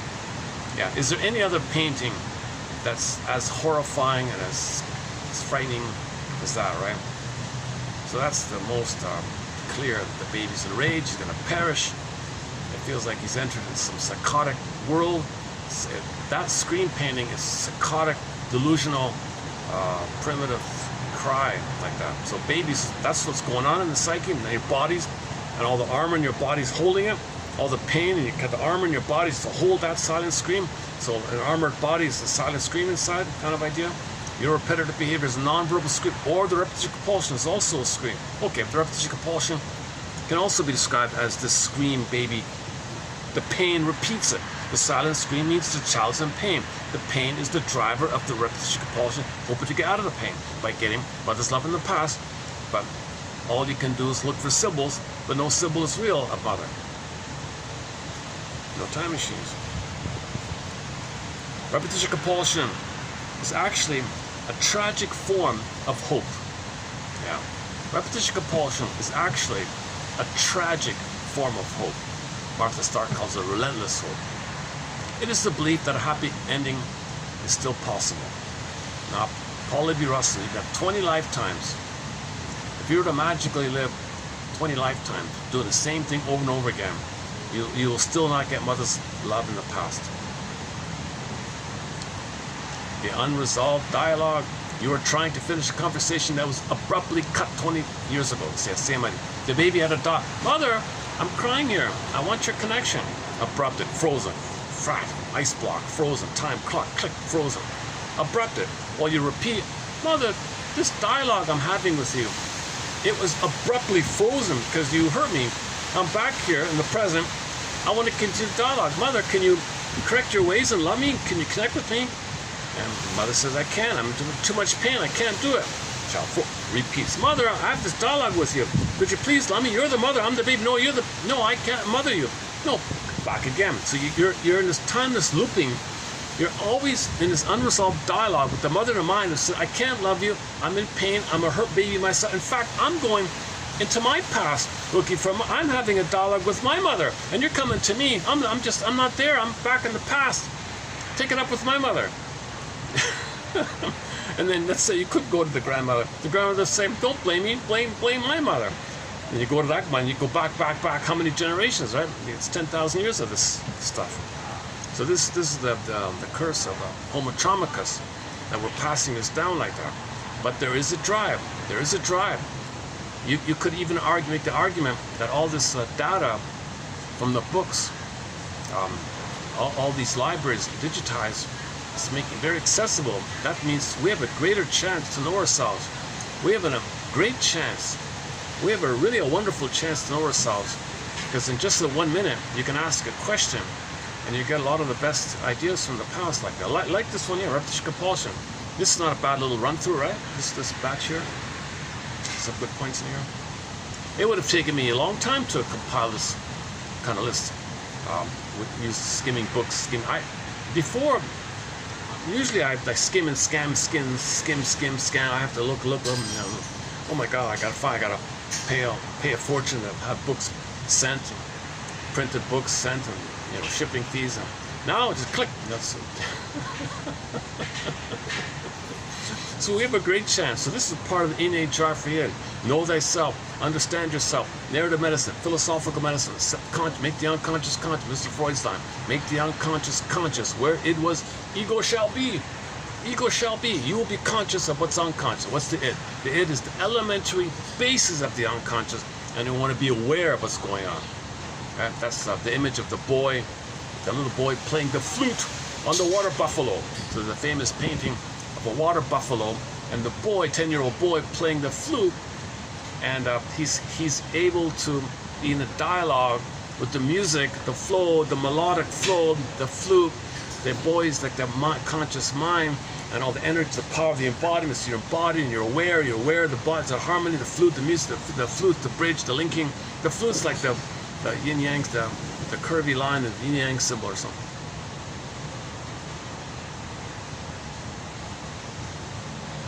So you're riding the buffalo. You won the kingdom within. You're conscious of your sense of self. You're conscious of your sense of self. Okay, you won the kingdom within. That's the similar idea. And now you live like that painting, the boy in the flute on the buffalo, right?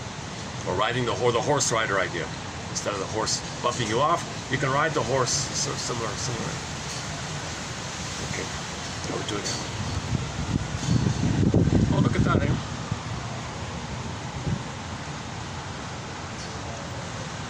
Okay, a couple more. I got, how do we have that? A few more. Okay, well, I got a few more here. Oh, hey, look at that. Oh my goodness. Oh, I got a bunch more here. Oh, I still got a ways to go. Play the song, long way to go here. Okay, I got several more here. Are you still with me? Have you learned anything about Oedipal? I hope these quotes stimulate curiosity.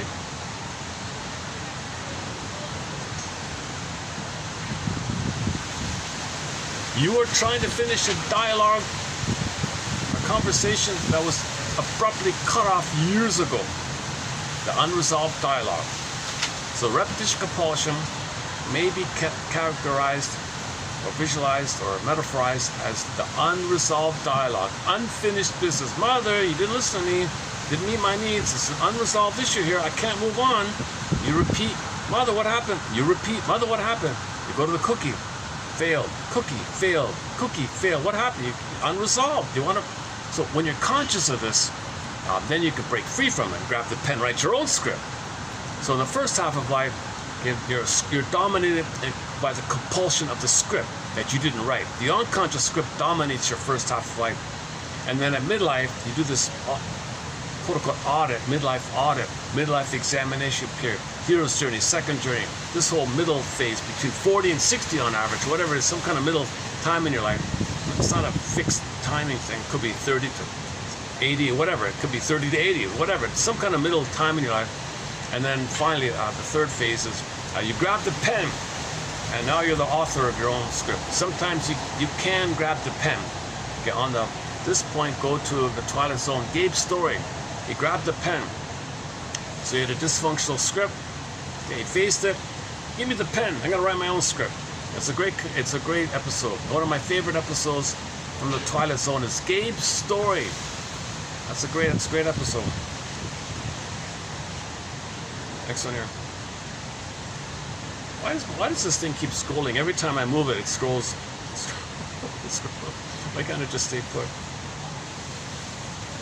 The cry for witness. You repeat the trauma in front of others because you need someone to finally look at you and say, I see how much this hurts. So you want empathy. Grief is healed when it's witnessed by a caring other. It's interesting about this. So people who are traumatized, there might be some kind of public display of it because they want a witness. Grief is healed when it's witnessed by a caring other. We need to be witnessed. We need to be seen. Mother didn't see us. We want to be seen, have empathy for not being seen. We want to be seen for not having been seen. Right? The cry for witness. You repeat the trauma in front of others because you need someone to finally look at you and say, you're in pain. I see how much this hurts. I see that your mother failed you. I see the pain that you're in. So empathy is you can kind of travel in their world with a lantern. Don't lose yourself. Hold the lantern. See the darkness and come back and report on it. So we'll have some quotes on empathy later on as well. As a bit of a tag on, I've got a few quotes on empathy. At the end of this video, stay tuned. We'll have just like a half a dozen or so quotes on empathy, maybe 10 or so. All right.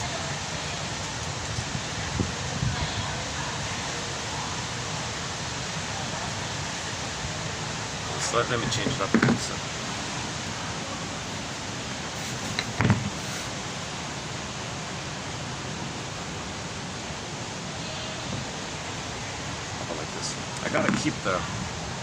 I gotta make sure the cord doesn't tip out of it. Luckily, this cord sits at it's holding in there. Usually you fall out on it. All right. Enough about the phone. We're talking about the phone last week here. I'm in the transition of my from my old regular phone, the Honor 8S. A great phone, incredible phone. I've talked a lot about it. It's an entry budget phone back 2000 and whatever, 18 or something. And it's kind of coming to its end. It's got 100 cracks and scratches and dents, and it's got the screen is kind of broken. I've got all these lines across the screen. Luckily on the playback you don't see it. That's okay. It had water in it, 3 continents dropped. The switch to the memory chip doesn't work. The battery mainly, I need the backup battery. And the built-in memory, I only have 2 hours and 45 minutes. So it's just holding on. So I've tried on other phones. I got a new one, a second-hand new one. It looks very nice. Looked like an excellent phone. But one glitch, one little detail that's driving me nuts. I can't use it. When you record on the playback, you hear this echoey thing, like a tunnel thing. Like, why is that happening? I've searched and searched. You know, that's part of the phone. It just does that. It just does internal machinations, and it comes out in this hollowy kind of thing. Here it's clean, right? It's just simple direct audio, right? Why you gotta mess with the audio like that? So maybe it's just a work of progress kind of thing. But so I'm back to my old phone here. So hopefully with this new cord I can stretch the life of this phone out a little longer. They don't make these phones anymore. I've searched and searched. Unavailable. I found one. He wants a huge price for it, and they don't even ship it to where I am. So I was actually going to pay the extra price, but they don't even ship it.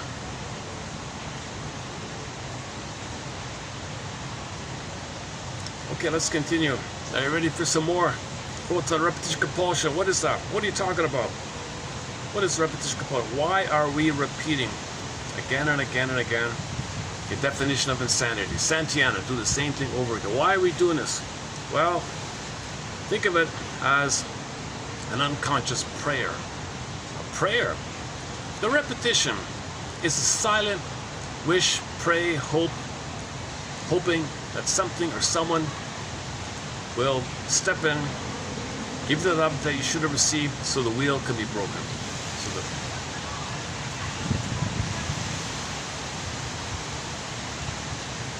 cry for witness. You repeat the trauma in front of others because you need someone to finally look at you and say, see how much this hurts. Have you ever... Okay, so empathy. The empathy quotes are coming up, so hang on, stay tuned. The alchemist's dream. You keep gathering toxic ingredients because you passionately believe this time you can turn them into gold. Okay. This painful toxic, he means like stress, cortisol, adrenaline, pain in yourself. That's what he means by toxic. Too much cortisol, right? And you think this is somehow you're going to get gold from? Okay, it's an alchemist's dream. So the dream is the fantasy. Once again, give thee all hope for better childhood back. Give thee all hope for this alchemist dream. You're not going to convert the lead of trauma magically by repeating it to some kind of gold. Yes, there is gold. You'll find the gold if you identify this false dream and I recognize the false dream. Then you can find the gold, resume development, inner gold, okay, marriage, kingdom within, Ithaca, Penelope. But if you don't identify this looping thing, you keep looping it, think you're going to find the gold. No, you got to lift. The gold's underneath, as they say, right? Okay, the compassionate trap. You tolerate bad behavior because you see the wounded child in another person, forgetting to protect the wounded child in yourself. Okay. So one manifestation of the repetition compulsion might be that you recognize you're wounded and you know your friend is wounded, so you kind of tolerate it like that, but maybe you're forgetting to protect yourself in this process. The compassionate trap. All right, the unconscious prayer. The archaeological dig. You keep returning to the same dirt because you know deep down that your true self is buried somewhere underneath. That's what we just said, right? The archaeological dig. So we sense it.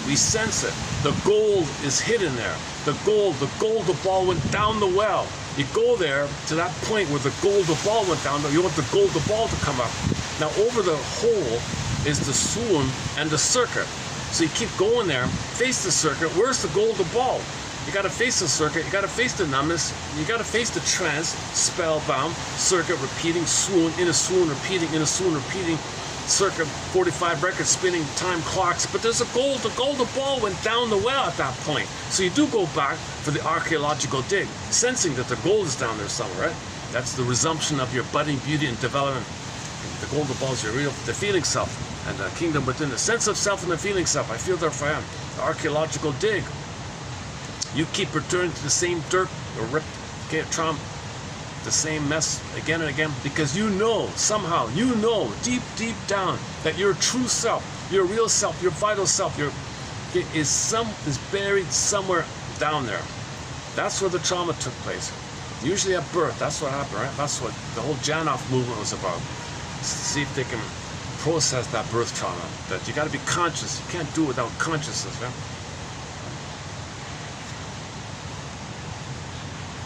Let's not get into that topic there. All right. The rescue mission. You enter burning buildings looking for love because you are still trying to rescue your younger self from the original fire. Okay, the metaphor is you're repeating. It's kind of like somebody enters the burning building trying to rescue. Like as a metaphor for yourself, you're entering the past trying to rescue yourself. Enter the past, the burning building, the shame, the burning fire, anger, shame, okay, hell, fiery, shame, bubbling, okay, this burning, okay, your house, psychic house, shame, you're going in there, you're trying to save yourself, get back the gold, same idea, all right, same idea, rescue mission, yeah, the deep memory. Your mind repeats what it cannot remember clearly, staging a live performance so you can finally see the truth of your history. Oh, there's a good, yeah, the deep memory. Your mind, your psyche, your mind repeats what it cannot remember clearly, staging a live performance so you can finally see the truth of your history. That's what we're talking about. We're trying to remember. Experimental recollection. We're trying to get the story.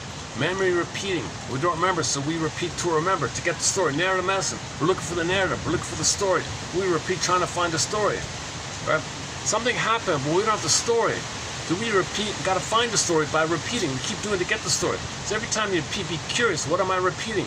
This is familiar. Why am I doing this? What happened? Something happened. I can guess around, make inference, guess. You just keep guessing, right? So interpretations are you have a pattern. Learned it back then. That's why you're doing what you're doing. You're doing what you're doing because it's a pattern. So you can guess the past like that. Rescue mission. No, that's not. The debt collector. Oh, where are we here? Oh, the rescue mission. Oh, next one. The deep memory.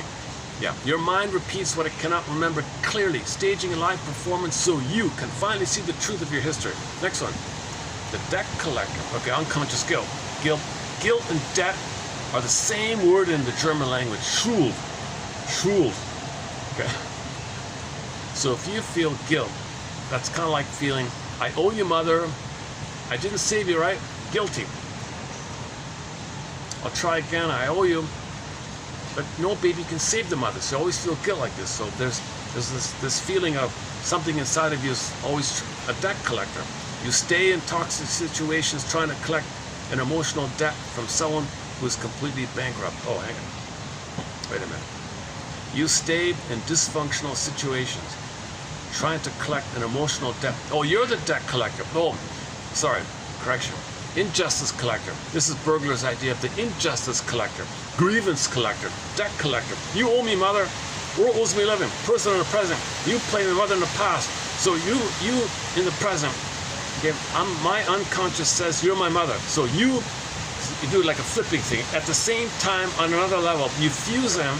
Your conscious doesn't know that your unconscious has co-opted your mind, and it's using you like a puppet to say to the person in the present, you owe me. Consciously, you don't think that, but the unconscious is making you like a puppet. You don't realize it. Like a puppet, it's a wood, right? Just can't think. But it's making the motions. The unconscious is the puppet master, using you as a puppet, saying to the person in the present, you owe me. The person in the present saying, well, what the hell are you talking about? How is it that I owe you? I wasn't in your nursery. I wasn't back there. Do I look like your mother or something? I don't even look like your mother, do I? Who are you talking to? The search for the bottom. You keep lowering your... Okay, one manifestation of repetition compulsion, keep trying and trying harder and harder So you might keep lowering your standards, hoping to find the unconditional love. Looking for love in the wrong place. Put it that way, same idea. The search for the bottom.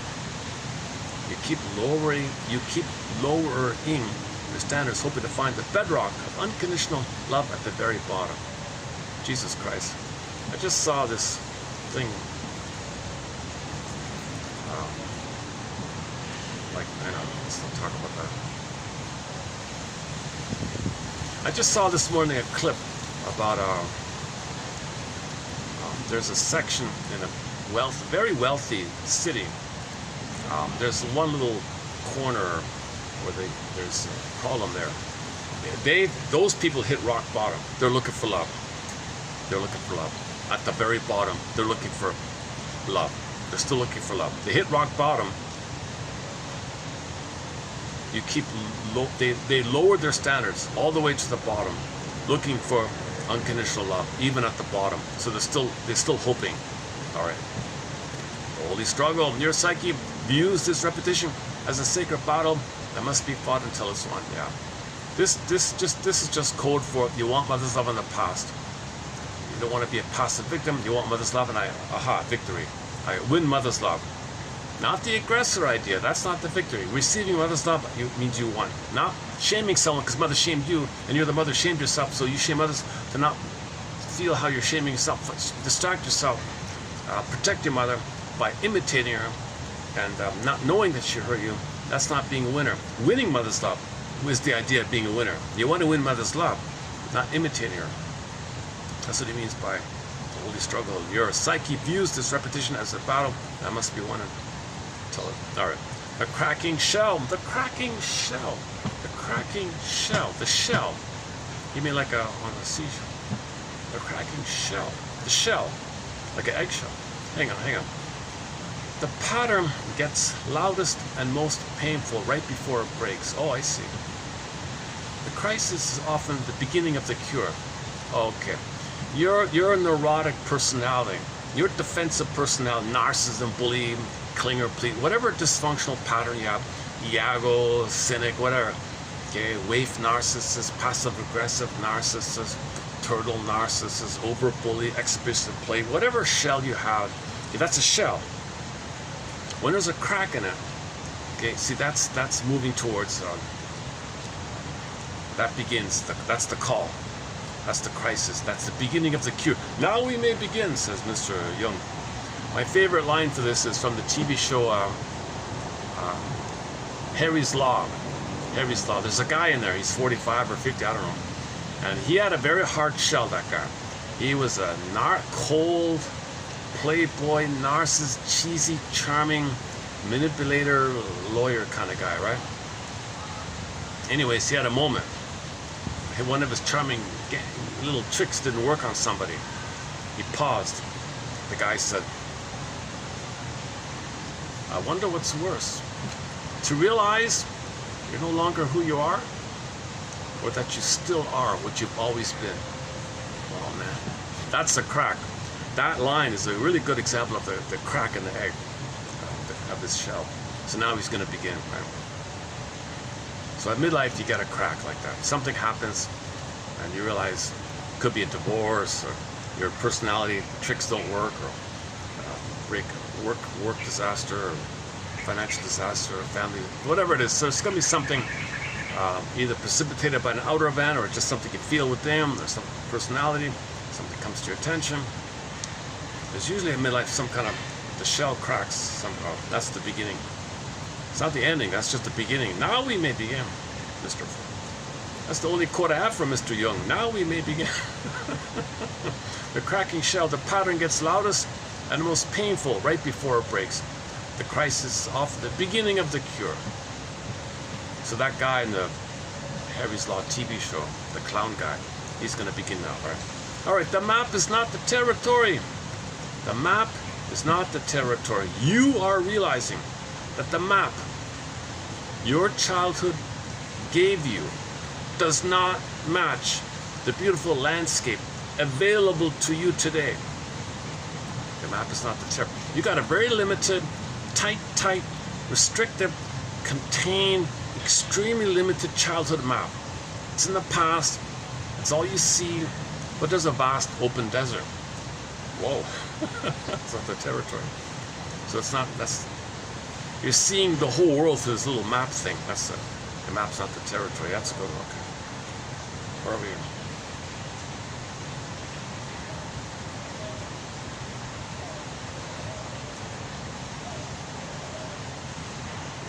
Okay, next one. The awakening.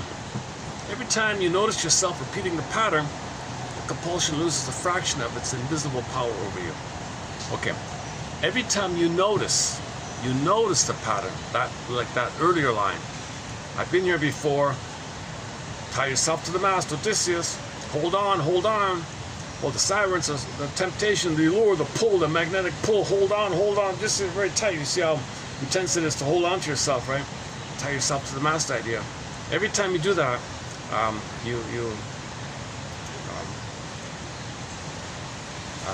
every time you notice yourself repeating the pattern, the compulsion loses a fraction of its power over you.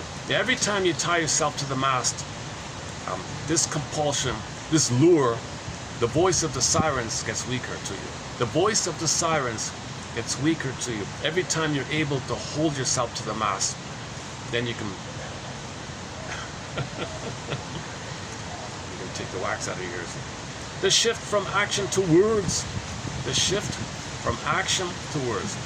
Healing means stopping the act of living out the pain, starting the process of talking about the pain. That's what I mean. That's what it's all about. The talking cure. The talking cure. This whole thing is called the talking cure. Say what comes to mind.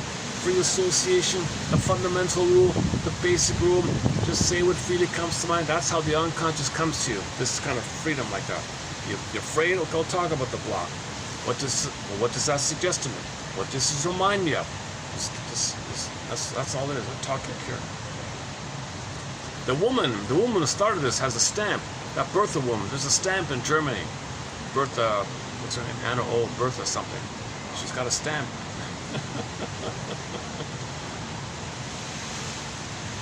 Because she said to the Mr. Breuer, "Oh no, don't, just let me talk. Can I just talk?" And she got better. Oh wow. The problem was she fell in love with the guy. Breuer said, "Freud, yeah, I'm gonna pass you this girl to her." He continued. The birth of psychoanalysis was from this woman, Anna O, right? Bertha something, and those two guys. The gift of grief. The gift of grief. To stop the repetition, you must allow yourself to cry for the childhood you deserve but never received. Yeah.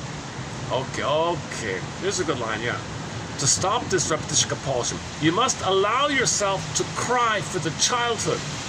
You gotta cry for the childhood you should have had, you should have received. Okay, and you never got it. You got to cry. That's a huge loss.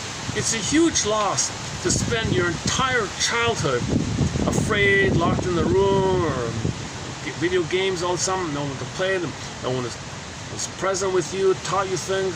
Didn't feel safe with the parent. Couldn't hang out with the parent. Couldn't talk to a parent.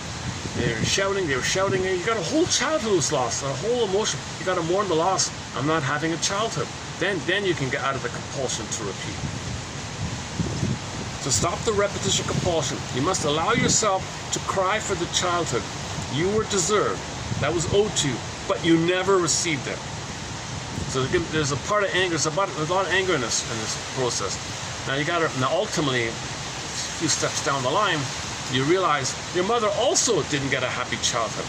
You know, so you got to mourn for that as well. You're mourning for a lot of things. All the time lost. Okay, the redefinition of safe. You are learning to tolerate peace, training your nervous system to realize that quiet days do not mean danger's coming. All right. So the children, it's chaotic home. If there's a moment of calm, there's a drama around the corner. Moment of calm, no, drama around the corner. You got this going on. In a healthy childhood, there could be calmness in the home, and it's a regular thing. It's a normal thing to have a serene, inexhaustible fullness of being. Father's got it, mother's got it, the child gets it. There's a calmness, there's a peaceful, calm family. That's the norm. Not the chaos being the norm. Definition of safe. The resignation of the script. True freedom is realizing you can walk off the stage entirely and let the curtain fall on the old play. Okay, that's good, yeah. True freedom is realizing you can walk off the stage entirely and let the curtains, please, close the curtain, let the curtain fall on the old play. So the curtain falls. Right? You're on the stage, repeating. You get off the stage, the curtain falls. Okay. These are my metaphor.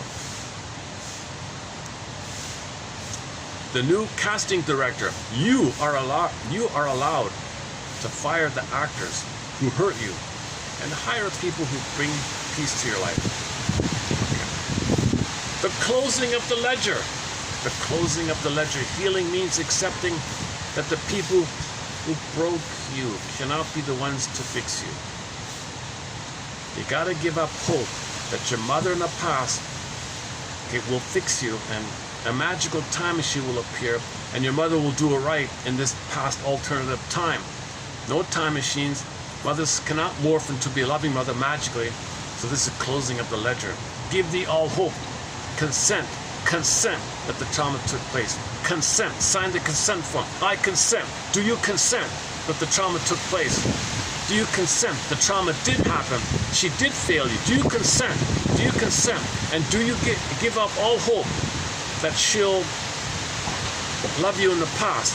You're in the present, not the past. Do you consent to these things? Can you sign it? Can you really feel it? Like the closing of the ledger. Replacing self-blame with gentle curiosity is the exact moment the repetition begins to dissolve. Okay, that's good, yeah. So that, remember, you repeat it again, curious. Okay, that's tying yourself to the mast. Leaning towards tying yourself to the mast, huh?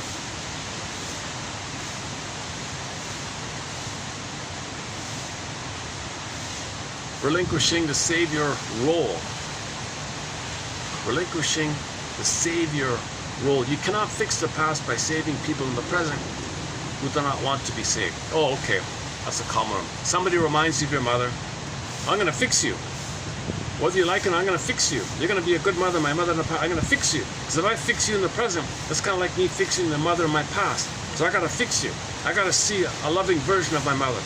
The person in the present says, I want to be a me in my life. I don't want to be a project of yours in your theater of mind. They don't consent. I refuse. I rebel. No, I want to fix you. I rebel. I want to fix you. You're not seeing me. No, I got to fix you. You're not seeing me through who I am. You're projecting your mother onto me and you want to fix your mother in the past by trying to fix me thinking I'm fixing her mother in the past. It's not going to work. That person is not being seen by this activity. Relinquishing the savior role. You cannot fix the past by saving people in the present who do not want to be saved. So at the very least, say to somebody, hey, you remind me of my fill in the blank, and they were messed up, but you remind me of them. I want to fix you. Would you let me fix you? I don't know, man. What does that mean? Somebody might say,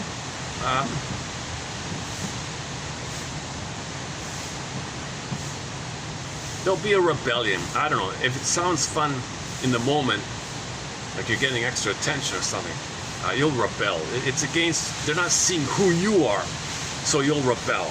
There will be a resistance. It's a violation to the person's sense of self.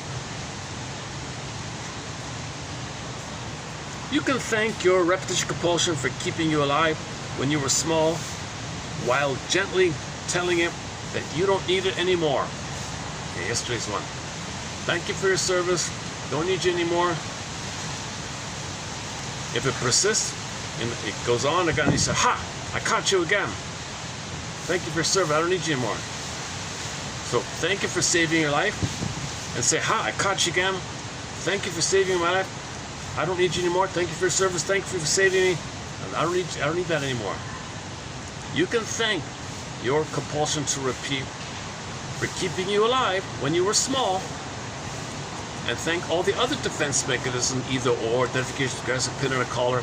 You can thank all those defense mechanisms for saving your life. Those defense mechanisms saved your life. The baby would have been a goner if you didn't do those things. That's why it's called defenses. You're protecting yourself. You would have been a goner if you didn't do those tricks in the mind, maneuvers of the mind, operations of the mind, either or, identification, aggressive, projection, okay, pin in a collar, emotional body goes slap, script, numb, feel, derealization, all these things in the mind, okay, projection, displacement, and either or mainly, and so on. You can thank your defense mechanisms for keeping you alive when you were small, including the repetition compulsion, while gently telling you that you don't need any more. The discovery of the present. Oh. Okay, we've got 20 minutes left. Yeah, that's okay. Yeah, we're going to finish within 20 minutes here. All right. The discovery of the present. The past is over. The people from your childhood are not in the room with you right now. You are safe. So you're not in your childhood home with the abusive parents. All right. The compassionate witness. Your journal is the new safe container where the old pain can finally be looked at without being repeated. So your journal can function as a compassionate witness if you don't have a friend to talk to, let's say. The softening heart. As you understand why you repeated the pain, the shame melts away, leaving only compassion, self-compassion. The integration of the shadow. You are welcoming back the parts of you that you hid away just to survive the old family dynamic. Okay, so now you're getting back yourself, right? Rebirth motif, born again motif. Okay, verge of birth, getting back. You had it, lost it, now you're getting back. Integrating the shadow. The brave pause, putting a single moment of thought between your impulse and your action is how you break a cycle centuries in the making. Okay, the famous pause between triggered, reactor, or never mind that one. Okay, next one. The morning of hope. Letting go of the hope that the past could have been different is the key that unlocks the future. Okay, there's a good one. Letting go of the hope that the past could have been different is the key that unlocks the future. Okay, that's good. The sovereign soul. You are pulling your energy back from the past, planting your feet firmly in the soil of your current life. All right. That's inherit the kingdom idea. Okay, last one here. The open horizon. The open horizon. Without the old script to follow, the future might look blank, like a desert. But it's also yours to design. Now you're going to write your own script. Now you grab the pen, write your own. Trial and error. Yes, you'll make mistakes, but they'll be your mistakes. You're picking up where you left off. You get a chance to play and explore.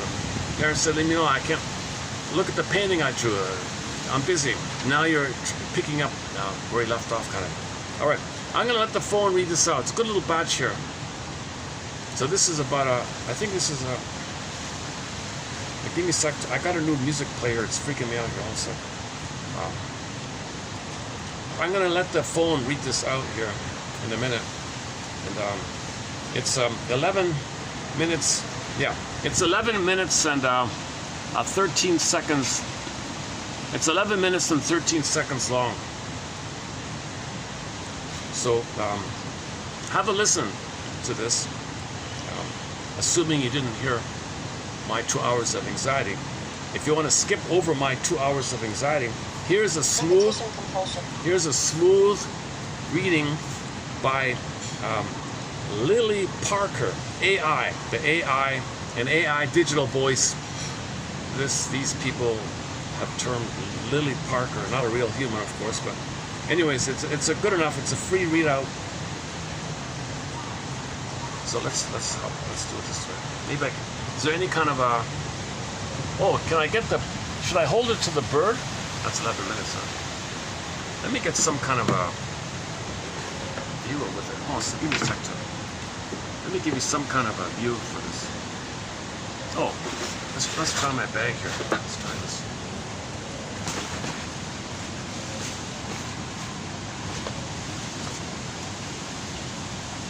Okay, can I just stay put? Let's see. Not exactly right. Okay, close. Let's just get let's close enough. Okay, let's get like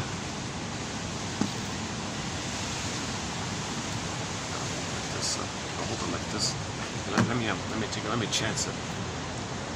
Sorry about that. Let me get used to this. Let me unplug this. How am I going to prop this up here?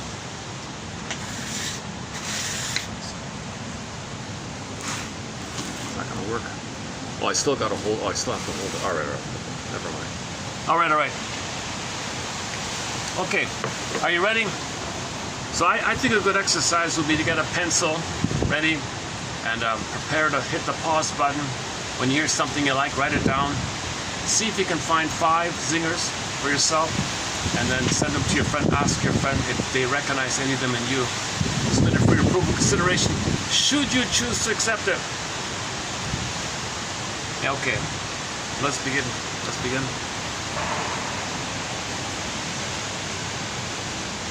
Repetition compulsion is an unconscious effort to replay past painful events or relationship patterns in current life. This happens in the hope of changing the old ending, mastering the trauma, or seeking a long-forgiven parent's love. Healing begins when you see these loops not as failures, but as attempts at repair, the past and the present. You pick partners who mirror your earliest caregivers, the lost script. You act out a story you never consciously wrote. Frozen time. The psyche keeps a wound open in hopes of a delayed rescue, the familiar trap. You mistake intense anxiety and chaos for passion or love, casting directors. You assign old roles to innocent new people in your life, the setup. You unconsciously provoke others to reject you, proving your old fears right, the safe misery. You stay in a bad situation because leaving feels like a free fall, symptom as speech. Your body and habits speak the words your childhood could not. Chasing ghosts. You look for mother or father figures in friends, lovers, and mentors. The debt collector. You demand a partner pay a debt your parents actually owe you. The reenactment. You recreate the argument you always lost as a small child. The echo. Your current rage belongs to a forgotten room from 20 years ago, shield against grief. Repeating the pain is easier than fully mourning that it happened. Control over helplessness. Being the actor of a tragedy beats being its passive victim. Loyalty oath. You stay broken because getting better feels like betraying your hurt family. The shield of blame. It is safer to feel at fault now than to admit your parents failed. The flash of recognition. You pause mid-sentence and realize, I have been here before. The cost of the repeat. You notice how tired your heart is from fighting the same ghost. The seduction of the old. You feel the pull to text the wrong person and notice the urge. The grief emerges. Anger turns into the deep, quiet sadness of a child who waited in vain, from fate to choice. You see that the past is a guide, not a prison guard numbing the demon. You give the repeating pattern a clear, honest name, self-compassion. You look at your desperate loops with deep, radical kindness. The quiet present. A calm day no longer feels suspicious or boring, embracing the unknown. You can tolerate a partner who loves you without a crisis. Forgiving the self. You stop punishing yourself for old wounds you did not choose, trusting the new. You let a healthy moment be healthy without waiting for the shoe to drop. The end of the replay. The projector in your mind finally runs out of old film. Acknowledge the survival. Your compulsion kept you alive. Now you can live without it. The open horizon. Tomorrow is truly empty of yesterday's demands. The script rewrite. You return to the old stage because you are hoping that this time you can change the ending of the play. The illusion of control. Bad things happened when you were helpless. Recreating the scenario lets you feel like you are the one in the driver's seat now. The retroactive fix. Your mind believes that if you can fix the problem now, it will somehow retroactively erase the pain of then. The shield of certainty. Pain that you can predict feels safer than happiness you cannot control. The active victim. It feels less terrifying to actively walk into a storm than to wait around wondering when the lightning will strike. The time machine. Your unconscious treats the present like a time machine, trying to travel back to the exact moment your heart was broken to prevent it. The broken record. The needle of your mind skips on the scratch of your oldest wound, hoping that one more spin will play the song correctly. The emotional immune system. Like a body creating antibodies, your mind exposes itself to the old virus hopping to finally build an immunity. The blueprint trap. You build the same house over and over because it is the only architectural plan you were ever given. The ghost hunt. You are chasing the ghosts of your past, not because you love being haunted, but because you want to demand answers from them. The false dawn. Each new toxic person feels like a fresh chance to finally get the right response from the wrong source. The knot theory. You keep tightening the emotional knot in your life because you are trying to understand how it was tied in the first place. Familiarity equals safety. To a child's brain, what is familiar equals what keeps me alive. Your adult mind still confuses familiarity with safety. The definition of love. If your early caregivers loved you through chaos, your brain mistakenly learned that chaos is the language of love, the invisible cord. Staying in pain can be an unconscious way of staying connected to parents who were also in pain. The survivor's guilt. Outgrowing the suffering of your family can feel like a betrayal. You repeat the pain to stay loyal to them. The apology hunter. You seek out people just like the person who hurt you. Hopping this new stand-in will finally give you the apology the original person never could. The love language of repair. You don't know how to receive calm love, so you create a mess just to experience the relief of making up. The homing pigeon. No matter how far you fly, your emotional compass is still magnetized to the emotional climate of your childhood home. The tribute to trauma. Carrying the wound forward is a silent, tragic way of honoring how much the original event actually mattered to you. The refusal to mourn. Repeating the situation keeps the past alive, so you don't have to face the devastating reality that it is truly gone. The validation search. You pick critical partners because your unconscious wants to prove that your childhood pain wasn't just made up in your head. The shared destiny. You replicate your parents' failures because succeeding where they failed makes you feel dangerously separate from them. The bridge of pain.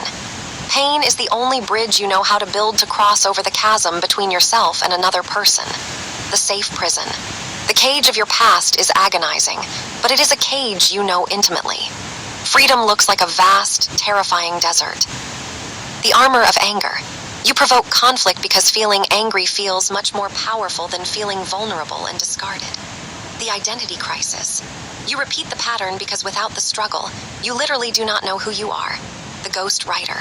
You are letting a wounded 5-year-old write the script for your adult life's financial and romantic decisions. The rejection magnet.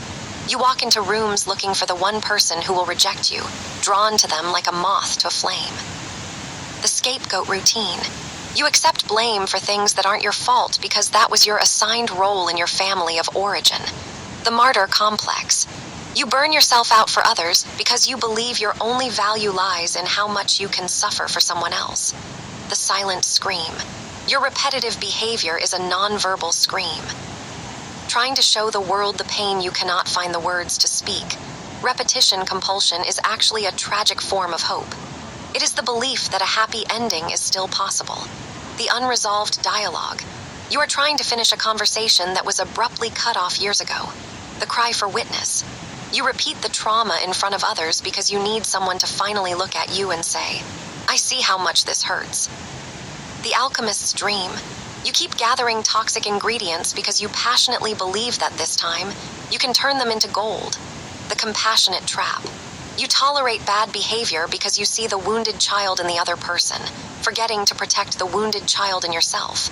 The unconscious prayer. The repetition is a silent prayer for intervention. Hopping something or someone will step in and break the wheel. The archaeological dig. You keep returning to the same dirt because you know deep down that your true self is buried somewhere underneath it. The rescue mission. You enter burning buildings looking for love because you are still trying to rescue your younger self from the original fire. The deep memory. Your mind repeats what it cannot remember clearly, staging a live performance so you can finally see the truth of your history. The debt collector. You stay in toxic situations trying to collect an emotional debt from someone who is completely bankrupt. The search for the bottom. You keep lowering your standards, hopping to find the bedrock of unconditional love at the very bottom. The holy struggle.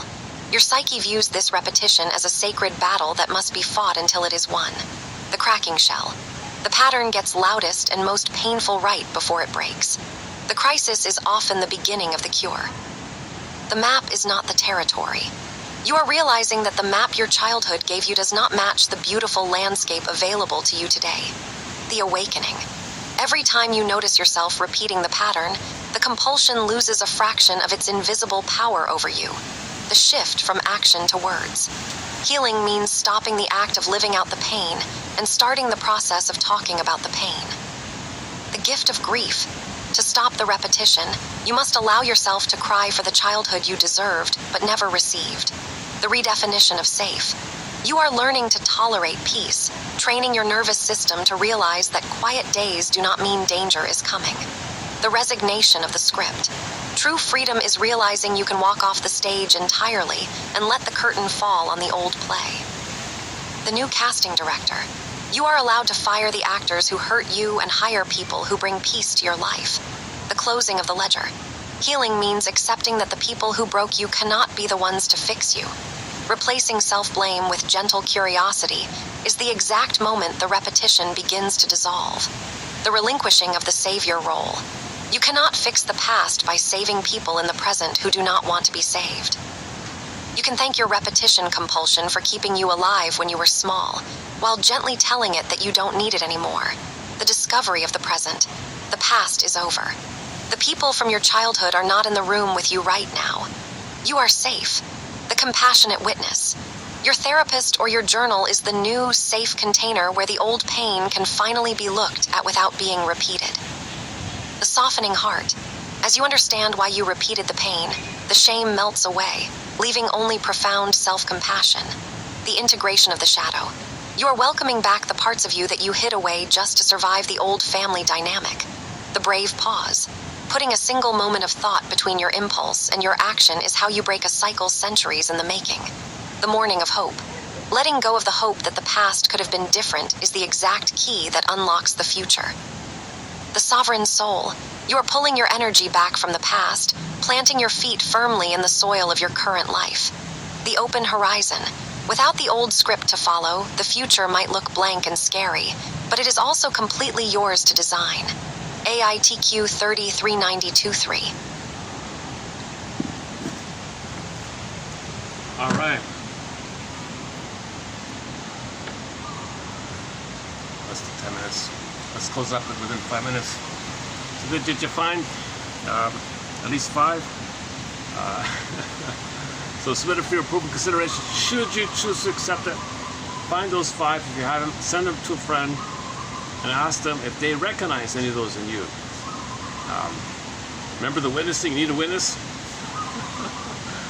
That witnessing one, yeah. So if you see, makes me think about things you see on like reports about things happening out there. Maybe those people that are reported upon, maybe they're looking for a witness. I'm showing you my trauma. All this, the problems that happen here, that's a reflection of my trauma. I want a witness. That's a tough little bird. He sits there calmly the whole time, huh?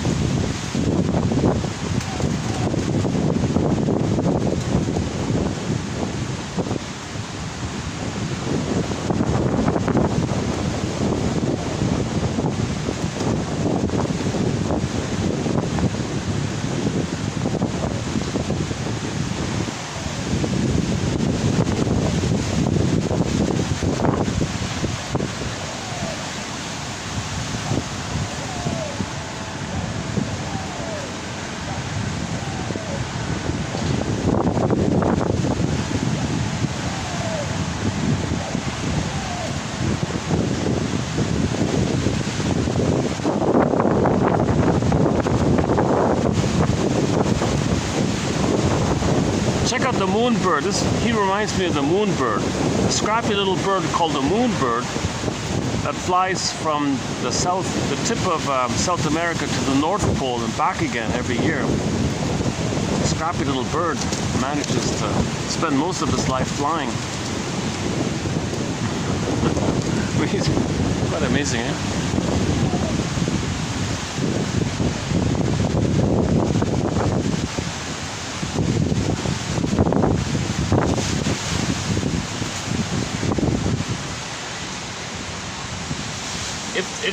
If this video just suddenly cuts out, that's because the storage ran out. That's okay, the video is still saved. I only lose the video if it's a battery, if there's a loss of battery power. But otherwise I have about at least 5 minutes. Any final concluding thoughts? Oh, I didn't get around to the empathy ones. I had a few lined up on empathy, so we'll do the empathy ones next time. If you're interested in empathy, check out the next video, 3391, right? Isn't that right? 91. Empathy, you let down your defensive guard long enough to realize the other person's neurosis looks kind of like your own in a way. Projection says, oh, you're angry at me, so you're angry at somebody you don't know. Oh, you're angry at me, that's projection. Empathy says, I see the anger you are hiding from yourself. All right. Okay, we got more. All right. So in the next video, we'll do the empathy quotes. It's just half a page on it, and some of the miscellaneous ones. All right. Let's wrap it up for today. Submit it for approval consideration. Yeah. Okay. Here's a good summary statement. We tend to recreate this childhood trauma, right? Until we find the courage to sit with the original pain that caused that trauma. Yeah, okay. That's the concluding one there. Okay. Oh, I got a nice breeze here, eh? All right. Something I haven't done in a long time is Radio Garden. Do we have time to go to Radio Garden? How about that? Let's go to Radio Garden. I kind of miss Radio Garden. It's a fun website. You gotta go.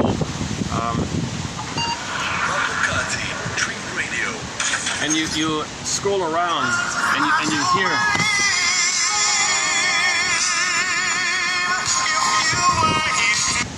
Oops, oh, what happened? Oh, all of a sudden. You just scroll around. There's Nigeria. All right, let's see what's here.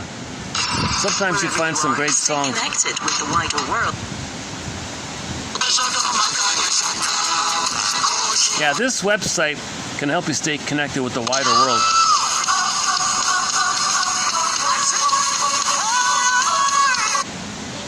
Senegal.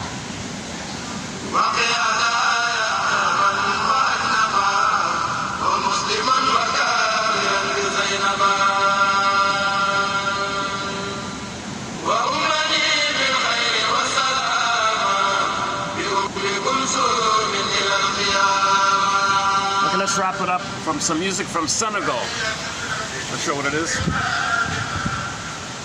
Some kind of a men's chorus choir kind of thing, like chanting or something. What language do they speak in Senegal? Senegalese, right? All right, let's just wrap it up for today.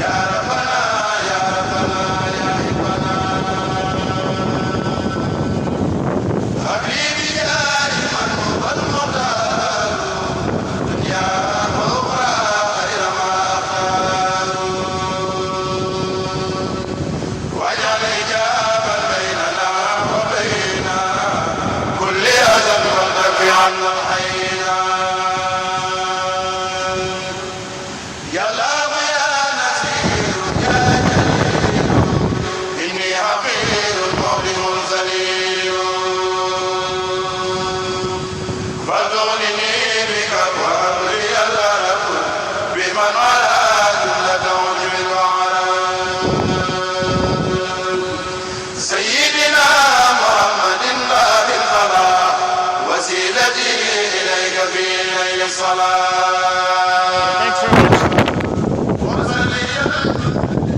We'll see you in the next video. I hope these quotes offered some curiosity, leading to empathy and understanding, and that's your CEU for the soul, continuing education unit for the soul, lifelong learning CEU, curiosity, empathy and understanding, repetition compulsion, man oh man. We gotta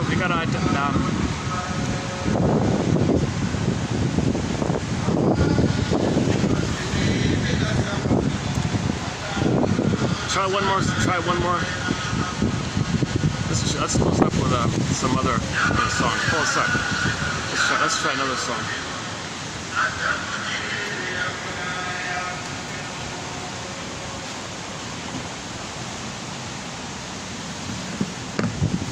Let's try another one. Where are we? Wherever you are, stay connected with the wide world. Stay connected with the wide world. Look at that. It's a common. Na većini cesta vozi se bez posebnih poteškoća i ograničenja.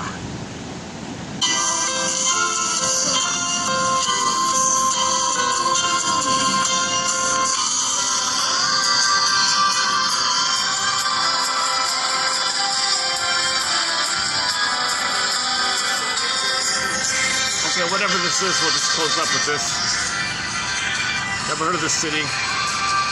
Bolonisia. This is a great website to connect you with the world, stay connected with the world. Earth family, human family, we're all one family. Everything's love or a cry for love. The cry for love is veiled in many ways, but it's still a cry for love. Repetition compulsion is the cry for mother's love in the past.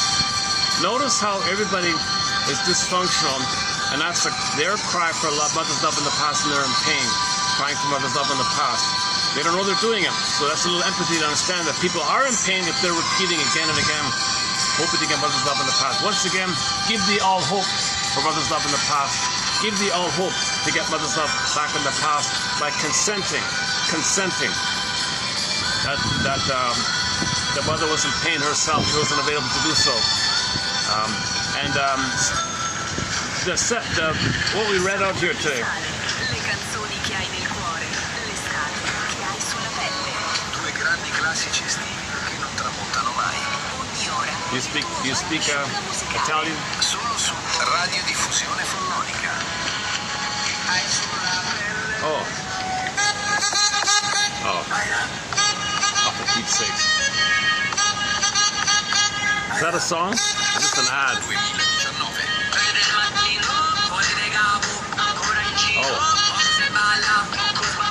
Oh, I know. Here, let's close up with the time.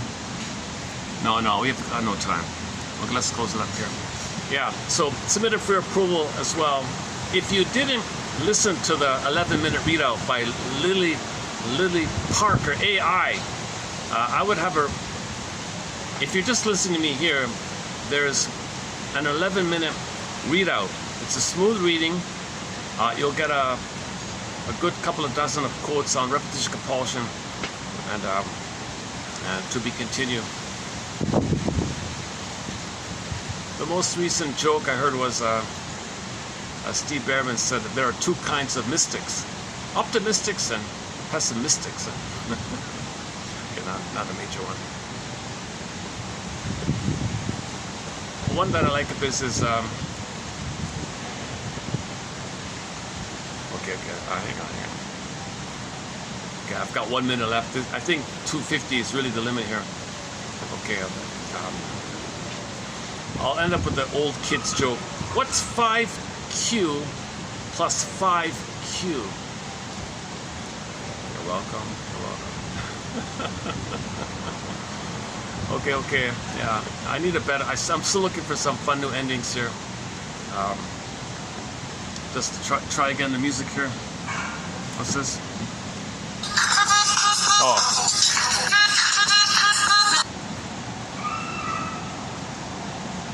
When in doubt, go to Turkey or Greece.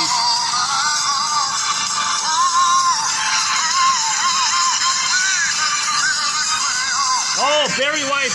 All right, let the music play on. Let these quotes. Oh, this will be. Oh, you won't even hear this. This is copyrighted. All of Barry White's music is copyrighted.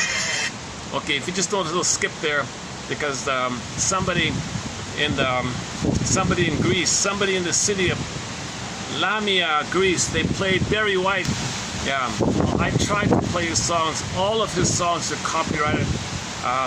This DJ was playing. Let the music play on.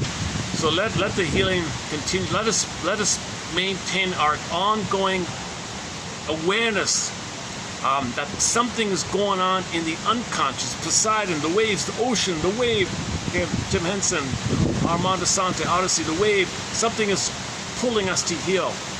Consciousness, something is trying to make us conscious. That's the healing agent. Consciousness is the healing agent, and the unconscious is trying to reach us. Right? Like you wake up in the morning, that's like a letter from your soul. It's like this in your soul today. It's a letter. Letters are from you to you, your unconscious self to you. These are communicating kind of, it's a continuous, so let the healing go on like that. And I'll see you in the next video. What's 5Q plus 5Q? Okay. See ya.